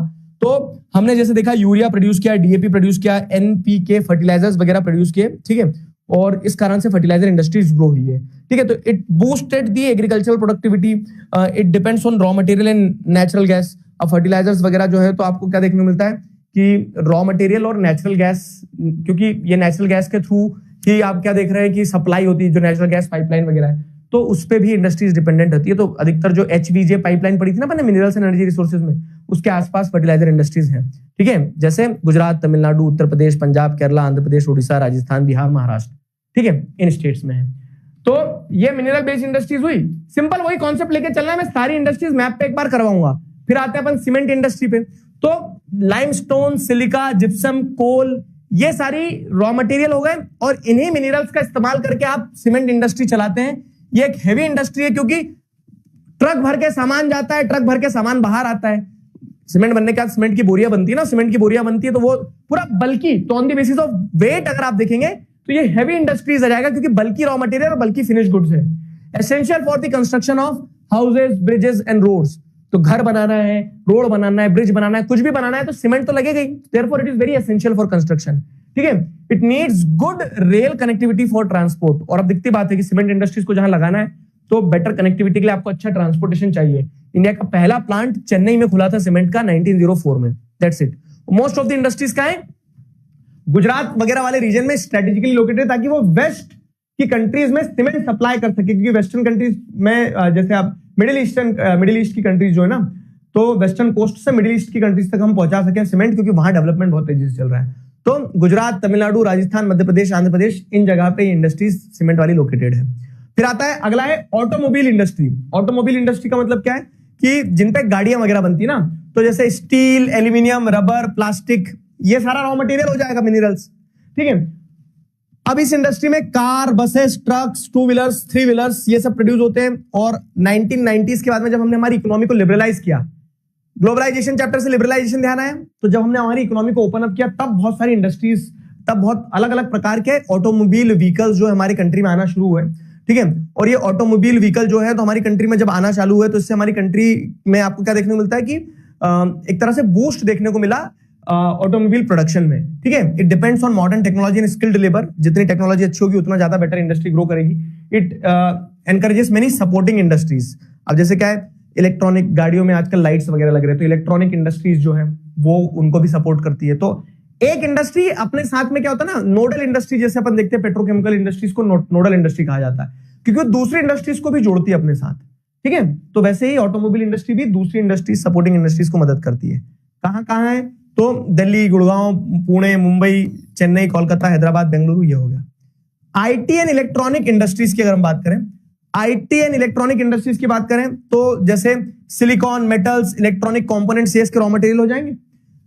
क्या बनता है तो जैसे आप देखोगे तो जैसे जैसे इलेक्ट्रॉनिक प्रोडक्ट्स बढ़ते चले गए, जैसे टीवी, कंप्यूटर, टेलीकॉम इक्विपमेंट्स, ठीक है, तो ये एक फास्ट ग्रोइंग मॉडर्न इंडस्ट्री है। मेजर सोर्स ऑफ एम्प्लॉयमेंट, बहुत सारी विमेन को यहाँ एम्प्लॉयमेंट मिलता है। और जैसे जैसे कंट्री में हार्डवेयर, सॉफ्टवेयर का प्रोडक्शन बढ़ता चले गया, तो ये कंट्री का एक कमाऊ बेटा है। कौन सी? आईटी और इलेक्ट्रॉनिक इंडस्ट्रीज, ठीक है। बेंगलुरु जो है, जिसको electronic capital of IT hub of India भी कहा जाता है, नोएडा, मुंबई, चेन्नई, हैदराबाद, पुणे, ये मेजर प्रोड्यूसिंग एरियाज है आईटी इंडस्ट्रीज के। अब क्या है ना, इस पार्ट से आपका फैक्ट्स में 1 नंबर 2 नंबर के क्वेश्चन बनते हैं, थ्योरी क्वेश्चन कम आएंगे। मैप वर्क का 1 नंबर का पक्का आना है यहां से, ठीक है। मैप वर्क का 1 नंबर का पक्का आना है। तो मैप वर्क जो है वो तुम्हें करवाऊंगा एक साथ पूरा कल, सारे चैप्टर्स का। आप कोई डाउट हो अगर इस चार्ट में तो वो पूछ सकते हो आप। Which of the following statement are feature of aluminium smelting? बताओ। Large supply of electricity, aluminium is produced directly from bauxite, it is widely used in aircraft manufacturing. बताओ बताओ बताओ बताओ।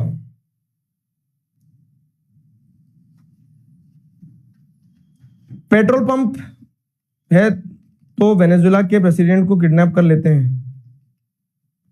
अबे क्या कुछ भी दिमाग लगाते हो?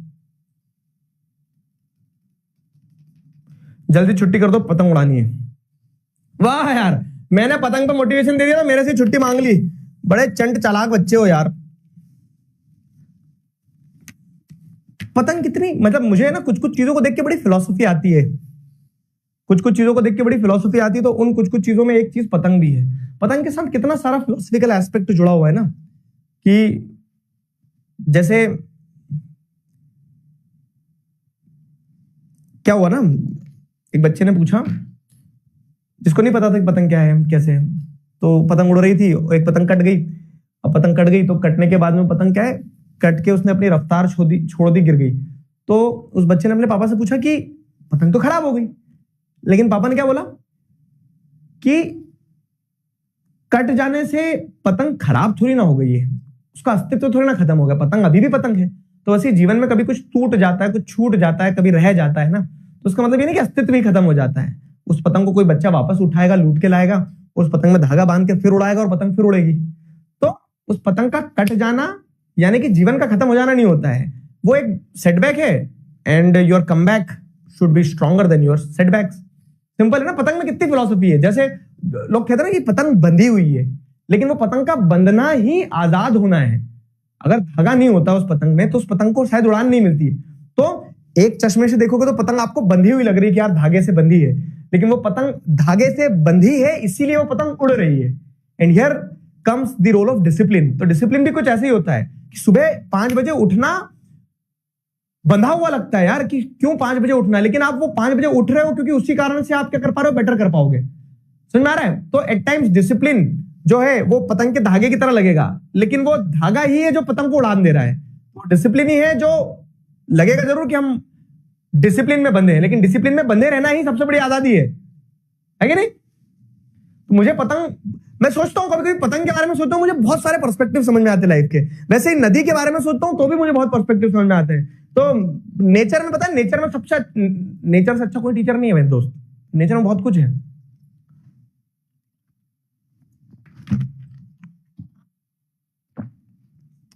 चलो, right answer for this question is B, yes. देखो, aluminium is produce directly from bauxite, नहीं, एल्यूमिनियम बॉक्साइट से बनता है, एल्यूमिना और एल्यूमिना से बनता है एल्यूमिनियम। तो इसलिए ये वाला गलत है, बाकी तीनों सही है। Fine fine fine fine. तो अपन ने सारी इंडस्ट्रीज पढ़ ली। कोई डाउट है किसी इंडस्ट्री में, बताओ।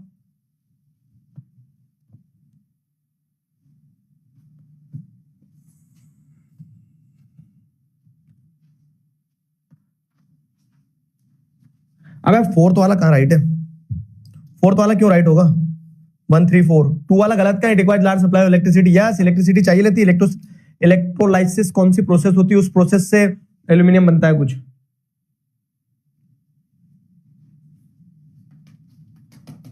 जैसे एक बच्चा लिख रहा है, सर एक फिलॉसफी मेरी भी है कि धागा ही धागे को काटता है।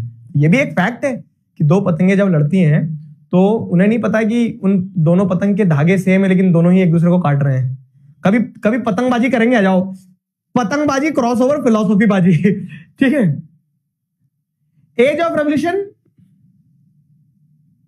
सीमेंट इंडस्ट्री में क्या डाउट है बाबू? सीमेंट इंडस्ट्री जो है, तो सीमेंट इंडस्ट्री में बेसिकली क्या है ना, आपको जैसे देखने को मिल रहा है, मतलब उसमें सिंपल पॉइंट है कि ये रॉ मटेरियल है और सीमेंट इंडस्ट्रीज जो है तो कंस्ट्रक्शन और रोड और ब्रिजेस वगैरह डेवलपमेंटल वर्क के लिए यूज होता है।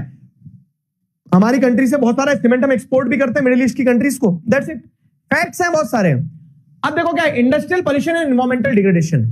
तो इंडस्ट्रीज अलग अलग तरह से क्या करती है, एनवायरमेंट को पॉल्यूट करती है। तो इंडस्ट्रीज के कारण जो पॉल्यूशन होता है उससे एनवायरमेंट का डिग्रेडेशन होता है। जैसे सारे पॉल्यूशन आपने पढ़ रखे हैं बचपन से। एयर पॉल्यूशन, तो जब इंडस्ट्रीज धुआं निकालती है तो उससे क्या होता है, high proportion of undesirable gases जैसे SO2, CO2, ठीक है, ये सब एटमॉस्फेयर में रिलीज होते हैं। एयरबोर्न पार्टिकुलेट मटेरियल जो ना, तो एयर क्वालिटी इंडेक्स जो गिरता चले जा रहा है, तो उस एयर क्वालिटी इंडेक्स के गिरने में क्या है कि एयर मासेस के अंदर छोटे छोटे क्षणिक कण हैं जिन्हें पार्टिकुलेट मटेरियल कहते हैं। वो हमारे, जब हम इनहेल करते हैं तो हमारे लंग्स में चले जाते हैं। तो वो एयरबोर्न पार्टिकुलेट मटेरियल्स इंडस्ट्रीज के कारण एयर में आते हैं और उस कारण से एयर पोल्यूशन होता है। वाटर पोल्यूशन क्या है, तो जब इंडस्ट्रीज चलती हैं तो इंडस्ट्रीज क्या करती है, ऑर्गेनिक इनऑर्गेनिक वेस्ट को डंप करती है। ऑर्गेनिक मतलब क्या है कि वो जो नेचर में मिल सकता है, जैसे आप देखोगे मंदिर वगैरह जो है, या फिर मान लो कि कहीं आपको ये देखने को मिल रहा है कि बहुत शादियां वगैरह होती है तो फूल वगैरह बहुत सारे इस्तेमाल होते हैं, फिर उनको कचरों में फेंक दिया जाता है, नदी नालों में। ठीक है, तो वो तो ऑर्गेनिक वेस्ट है।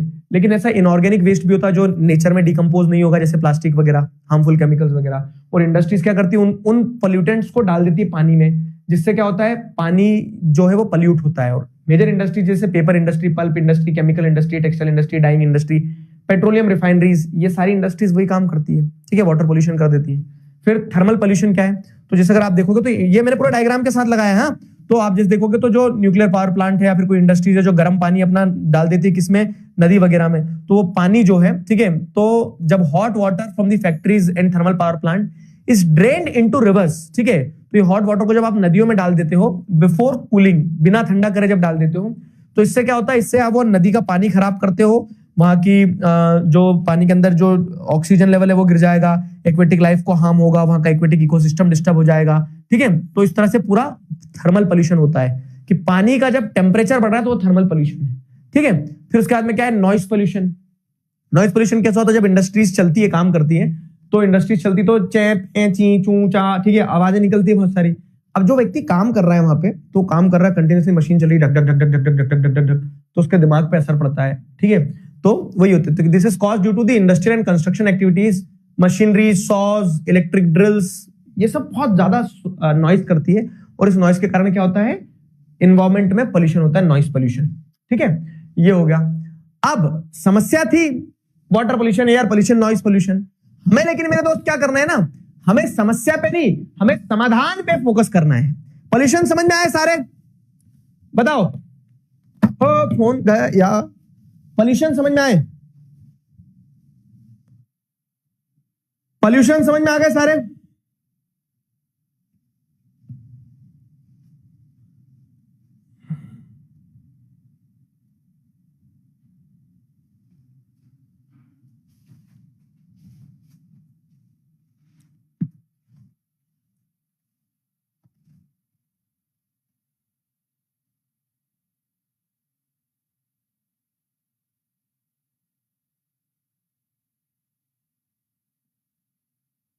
यस, अब पोल्यूशन समझ में आया तो सोल्यूशन देख लो, वाह वाह वाह,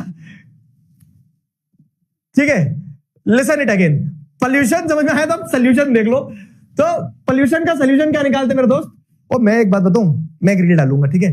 मैंने ना लिखना शुरू कर दिया है, मतलब लिखना शुरू क्या कर दिया, बहुत समय बाद कल लिख दिया, 2 लाइन लिखी, लेकिन मुझे बहुत अच्छा लगा लिख के, क्योंकि टाइम नहीं मिलता ना, और लिखना कल, क्योंकि कल मैं 1.5 घंटे जब फ्लाइट में बैठा रहा तो सब कुछ बंद था, दिमाग चालू था, तो मैंने कुछ लिखा, 4 लाइन लिखी, 1.5 घंटे पे लिखी, लेकिन तो बहुत अच्छा लगता है जब आप अपने विचारों को पेन डाउन कर देते हो, हाँ?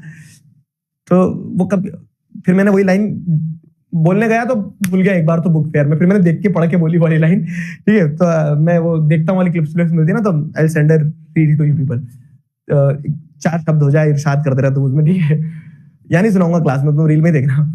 तो control of environmental degradation, control of environmental degradation, तो पोल्यूशन, इंडस्ट्रियल पोल्यूशन के कारण जो इन्वायरमेंट का डिग्रेडेशन हो रहा है, तो उसको कंट्रोल कैसे किया जाए। तो सबसे पहले वाटर पोल्यूशन की अगर बात करें, तो आपको सबसे पहले क्या है कि जो वाटर का यूज हो रहा है उसको रिड्यूस करना पड़ेगा। कैसे? By processing and reusing of water, reuse करो, रिसाइकल करो, water harvesting, rain water harvesting होना चाहिए। हॉट वाटर को ट्रीट करो प्रॉपर, उसको घुमा घुमा के ठंडा कर दो, ठीक है, बिफोर रिलीजिंग। तो हॉट वाटर को आप कहीं पानी वानी में रिलीज करो, उससे पहले उसको क्या कर दो, घुमा घुमा के ठंडा कर दो, ठीक। तो ये हो गया, इस तरह से ऐसे हॉट वाटर ट्रीटमेंट प्लांट्स वगैरह बना दो, है ना। तो वाटर पोल्यूशन को ऐसे कंट्रोल किया जा सकता है। एयर पोल्यूशन को कंट्रोल करने के लिए आप क्या कर सकते हो कि reducing particulate material through fitting smoke stacks. Smoke stacks मतलब क्या है कि वो पॉल्यूटेड एयर को ऊपर निकालो, जैसे चिमनियां लगी रहती है ना इंडस्ट्रीज में, ऊपर ऊपर चिमनी, वो चिमनी ऊपर क्यों लगाते पता है? ताकि जो वेस्ट है ना, जो धुआं है, तो अगर वो धुआं नीचे ही छोड़ देंगे तो वो तो वहीं नीचे नीचे लोगों की सांस में दिक्कत आएगी, तो उसको ऊपर आसमान में ले जाके छोड़ो ताकि वो नीचे सेटल ना हो, ठीक है। तो ऐसे स्मोक स्टैक्स लगाओ एयर पोल्यूशन के लिए। इलेक्ट्रोस्टैटिक प्रेसिपिटेटर लगाओ। इलेक्ट्रोस्टैटिक प्रेसिपिटेटर क्या होते हैं देखो, कि यहां से अगर धुआं निकलेगा और ये पूरा इलेक्ट्रिकली चार्ज्ड वो रहेगा, तो इसके अंदर से जब ये इलेक्ट्रिकली चार्ज एरिया है, यहां से जब धुआं निकलेगा तो इलेक्ट्रिसिटी के उसके कारण, मतलब कह सकते हैं ना, इलेक्ट्रिकली चार्ज जोन के कारण उस धुएं के अंदर जितने भी पॉल्यूटेंट्स हैं वो सब वही इलेक्ट्रिकली चार्ज जो रहेंगे तो वहीं के वहीं अटक जाएंगे और सिर्फ धुआं धुआं बाहर निकल जाएगा, ठीक है। तो ऐसे इलेक्ट्रोस्टैटिक प्रेसिपिटेटर्स लगाओ। फैब्रिक फिल्टर्स, फैब्रिक फिल्टर्स मतलब क्या है कि कपड़ा लगा दिया जाए, जैसे कपड़ा लगा दिया फैब्रिक, ठीक है, ये फैब्रिक बैग्स लगा दिए इन स्मोक स्टैक्स के अंदर, फैब्रिक फिल्टर्स लगा दिए। अब क्या होगा कि जब गैस आएगी तो उस गैस के अंदर जो पार्टिकल्स हैं वो कपड़े के कारण, जैसे मम्मियां पानी छानने के लिए कपड़ा लगा लेती है ना, छन्नी, तो वैसे ही हवा छानने के लिए आप कपड़े का इस्तेमाल करो, तो कपड़े के कारण क्या होगा, क्लीन एयर आउट हो जाएगी और जो पार्टिकल्स है वो पार्टिकल्स अंदर ही रह जाएंगे। तो ऐसे क्या कह सकते हैं आप इसको, फैब्रिक फिल्टर्स लगा सकते हो। स्क्रबर्स क्या होते हैं? स्क्रबर्स जैसे अगर आप देखोगे ना तो वेट स्क्रबर में क्या होता है कि यहां से अगर आप जिस देख रहे हो तो हवा आएगी, और हवा जब यहां से आएगी, ठीक है, और यहां पे पानी रहेगा, मॉइस्चर रहेगा, तो वो पानी तो वापस बाहर निकाल लेंगे, अपन डिस्चार्ज कर देंगे। लेकिन जब वो हवा मॉइस्चर वाले एरिया में से जाएगी तो हवा के अंदर जो कण रहते हैं ना, तो उन पार्टिकल के अराउंड मॉइस्चर बैठेगा, तो वो ड्रॉप बन के नीचे टपक से गिर जाएंगे और आउटलेट में से सिर्फ खाली हवा हवा निकलेगी, और हवा के अंदर जो कण थे, ठीक है। स्क्रबर्स के कारण क्या है कि आपने वो, जैसे ये एटमॉस्फेयर है, इस एटमॉस्फेयर में जैसे जैसे मॉइस्चर बनेगा ना, तो मॉइस्चर बढ़ने के कारण क्या होगा कि यहाँ पे अगर मान लो कोई छोटे छोटे पार्टिकल्स उड़ रहे हैं तो उन पार्टिकल्स के अराउंड मॉइस्चर बैठेगा, मॉइस्चर बैठते जाएगा बैठते जाएगा बैठते जाएगा, और वो मॉइस्चर पार्टिकल्स के अराउंड बैठेगा तो वो पार्टिकल एक ड्रॉप बन के टप से नीचे गिर जाएगा। तो वही होता है कि जब आप हवा को निकालो और हवा के अंदर पार्टिकल्स है, उन पार्टिकल्स के अराउंड मॉइस्चर बैठेंगे और मॉइस्चर टप टप करके पानी की तरह कलेक्ट हो जाएंगे, गंदे पानी की तरह, और हवा साफ बन के निकल जाएगी। तो ये होते हैं स्क्रबर्स, ठीक है। इनर्शियल सेपरेटर्स, मतलब हवा को ऐसे घुमा घुमा के निकालो कि जो पार्टिकल्स है उनका पूरा इनर्शिया खत्म हो जाए, इधर उधर टकराते टकराते पार्टिकल नीचे रह जाए और बाहर हवा हवा निकले, ठीक है। तो इनका इस्तेमाल किया जाए एयर पोल्यूशन को चेक करने के लिए। ऑयल और गैस का यूज किया जाए इंस्टेड ऑफ कोल। फिर नॉइस पोल्यूशन को अगर चेक करना है तो उसके लिए आप क्या करो, साइलेंसर्स लगाओ, मशीन्स को रिडिजाइन करो, ठीक है, नॉइस अब्सॉर्बिंग मटेरियल इस्तेमाल करो, जो वर्कर्स वगैरह उनको ईयर प्लग्स वगैरह दे दो ताकि उनकी हेल्थ पे इंपैक्ट ना पड़े, ठीक है। अब क्या है, तो ये सोल्यूशन है ऑफ एनवायरमेंटल डिग्रेडेशन, कि आप कैसे एनवायरमेंटल डिग्रेडेशन को बचा सकते हो। क्लियर है? ये एग्जांपल एनसीईआरटी के, बाबू एनसीईआरटी की लाइन एज इट इज, मैं एनसीईआरटी से बाहर नहीं पढ़ाता हूं, एनसीईआरटी अपनी भगवत गीता है।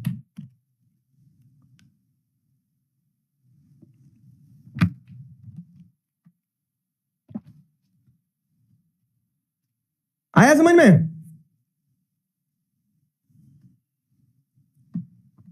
चलो, अब ये प्रॉब्लम थी पोल्यूशन की, environmental industrial pollution, environmental degradation, उसका सोल्यूशन ये हो गया।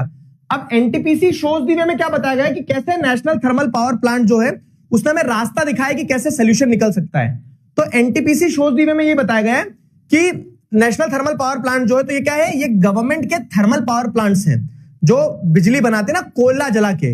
अब कोयला जला के बिजली बना रहे तो बहुत पोल्यूशन करेंगे सर। हाँ भाई करते हैं, कोयला जला के जब बिजली बनाते हैं तो बहुत पोल्यूशन करते हैं, लेकिन वो पोल्यूशन के साथ साथ में सोल्यूशन भी देते हैं। तो एनटीपीसी शोज दी वे वाले टॉपिक में ये बताया कि कैसे नेशनल थर्मल पावर कॉर्पोरेशन जो है उसने पोल्यूशन तो किया लेकिन सोल्यूशन कैसे दिया। तो जैसे उन्होंने ऐसे इक्विपमेंट अडॉप्ट किए जिनके अंदर लेटेस्ट टेक्निक का इस्तेमाल हो ताकि कम पोल्यूशन हो, ठीक है। उन्होंने जो उनका वेस्ट निकलता था उसको मिनिमाइज करने की कोशिश करी। उन्होंने ग्रीन बेल्ट्स, प्लांट्स लगाए ताकि अगर धुआं निकल भी रहा है तो वो प्लांट्स ऑक्सीजन भी दे, ठीक है। ऐश पॉन्ड मैनेजमेंट बनाए।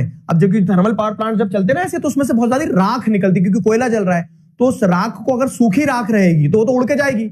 तो उसको क्या करते थे, ऐश को वेट ऐश में कन्वर्ट करके मैनेज करते थे, और बहुत सारी राख उड़ के तालाबों में बैठ जाती, तालाब का पानी खराब करती थी। तो वो ऐश पॉन्ड मैनेजमेंट सिस्टम भी उन्होंने मैनेज किए, ठीक है। ऐश वाटर रिसाइकलिंग, जो पानी खराब हुआ तो उस वाटर को रिसाइकल करने का काम, ठीक है। लिक्विड वेस्ट मैनेजमेंट पे फोकस किया उन्होंने। इकोलॉजिकल मॉनिटरिंग करी कि उनके थर्मल पावर प्लांट से कितना नुकसान हो रहा है। तो ये एक एग्जांपल है कि कैसे नेशनल थर्मल पावर प्लांट ने एक सोल्यूशन दिया टू बी अ इंडस्ट्री जो इन्वायरमेंट के साथ कोएग्जिस्ट कर पाए। कंक्लूजन इस चैप्टर का ऐसे निकलेगा कि आप सिर्फ इंडस्ट्री या फिर सिर्फ इन्वायरमेंट के बारे में नहीं सोच सकते हो, आपको डेवलपमेंट भी करना है, लेकिन एट द सेम टाइम आपको ये भी इंश्योर करना है कि आप जानना ले लो इन्वायरमेंट की। तो एक बैलेंस्ड अप्रोच आपको निकालना होगी, ठीक है। ये इस चैप्टर के सारे कीवर्ड्स हैं, agro based industry, mineral based industries, मतलब जो भी कीवर्ड्स बन सकते हैं ना इस चैप्टर से, तो वो कीवर्ड्स हैं। पब्लिक सेक्टर, प्राइवेट सेक्टर, और क्या होता है, एल्यूमिनियम स्मेल्टिंग, पार्टिकुलेट मैटर, ये स्क्रबर्स, फैब्रिक फिल्टर्स वगैरह, ये सब कुछ, ये कुछ होमवर्क क्वेश्चन है और ये थ्योरी वाले होमवर्क क्वेश्चन है। जैसे क्यों मैन्युफैक्चरिंग सेक्टर को बैकबोन ऑफ इकोनॉमिक डेवलपमेंट माना जाता है, सवाल बहरूपिया है। यही अगर मैं पूछ लूं इंपॉर्टेंस ऑफ मैन्युफैक्चरिंग, तो दोनों एक ही चीज है। इंपॉर्टेंस ऑफ मैन्युफैक्चरिंग बोलूं या फिर ये बोलूं, एक ही बात है, बस सवाल बदला है, जवाब एक ही जाएगा कि आपको बताना है कि एम्प्लॉयमेंट जनरेट होती है, समझ में आ रहा है। डिपेंडेंस जो है एग्रीकल्चर सेक्टर पर लोगों को कम होती है, वैल्यू एडिशन होता है, प्रॉस्पेरिटी आती है। तो वो जो पॉइंटर्स इंपॉर्टेंस ऑफ मैन्युफैक्चरिंग वाले हैं। Agriculture industry moves hand in hand, बताया मैंने कैसे दोनों एक दूसरे को सपोर्ट करते हैं। मिनरल बेस्ड इंडस्ट्रीज क्या होती है, 4 एग्जांपल दे दो, सिंपल क्वेश्चन, ठीक है। वेरियस टाइप्स ऑफ पोल्यूशन, इस चैप्टर में थ्योरी स्टार्टिंग और आखिरी में ये बीच में सारे फैक्ट्स हैं। तो कौन से पोल्यूशंस होते हैं और पोल्यूशंस का सॉल्यूशंस, ये एक क्वेश्चन बनता है थ्योरी का, और स्टार्टिंग के 2 टॉपिक है वो थ्योरी के क्वेश्चन बनते हैं। बाकी इस चैप्टर में फैक्चुअल पार्ट ज्यादा है। अब ये क्वेश्चन है 2025 का, देखो एक फ्लो चार्ट दिया गया है, explain the added value products in the textile industry on the basis of above flow chart. Added value product क्या है, तो आपको बताना है कि रॉ फैब्रिक से जब आपने स्पिनिंग करी, रॉ फैब्रिक से जब आपने स्पिनिंग करी, तो स्पिनिंग करने के बाद में आपने धागा बना, तो ये वैल्यू एडिशन हुआ। समझ आया कि हर स्टेज में कैसे वैल्यू एडिशन हो रहा है, कि धागा जो है, तो धागा is more expensive than the raw cotton, raw fibre, तो कैसे वैल्यू एडिशन हो रहा है वो समझाना है। समझ में आया क्वेश्चन? कॉम्पिटेंसी बेस्ड क्वेश्चन ऐसे आते हैं बाबू, ये इसीलिए मैंने डाला इंटेंशनली कि 2025 में आया है, और बहुत सारे बच्चों को समझ नहीं आया इस क्वेश्चन में करना क्या है। तो मैं अभी समझ में आया कि आपको ये बताना है added value product in the textile industry, तो आप बताएंगे कि रॉ मटेरियल की जब स्पिनिंग वगैरह होगी रॉ फाइबर की, तो उससे यार्न बना, तो वैल्यू एडिशन क्या हुआ कि आपने रॉ कॉटन से यार्न बनाया, यार्न इज एक्सपेंसिव, फिर यार्न से आपने फैब्रिक बनाया आफ्टर वीविंग नीटिंग। तो इस चार्ट को एक्सप्लेन ही करना था, क्वेश्चन का आंसर यही दिया है, बस क्वेश्चन समझना था। समझ गए? चलो लिखना सारे आंसर्स, क्लियर है? चलो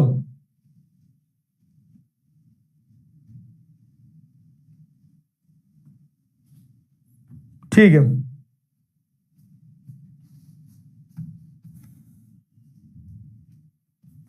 चलो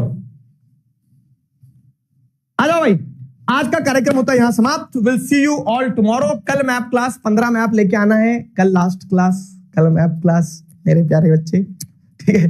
जाओ पतंग उड़ाओ, मैं तुम्हें और समय नहीं लूंगा, थोड़ी देर उड़ा लो पतंग, अभी अंधेरा नहीं हुआ हो तो। अगर बाय बाय, गुड।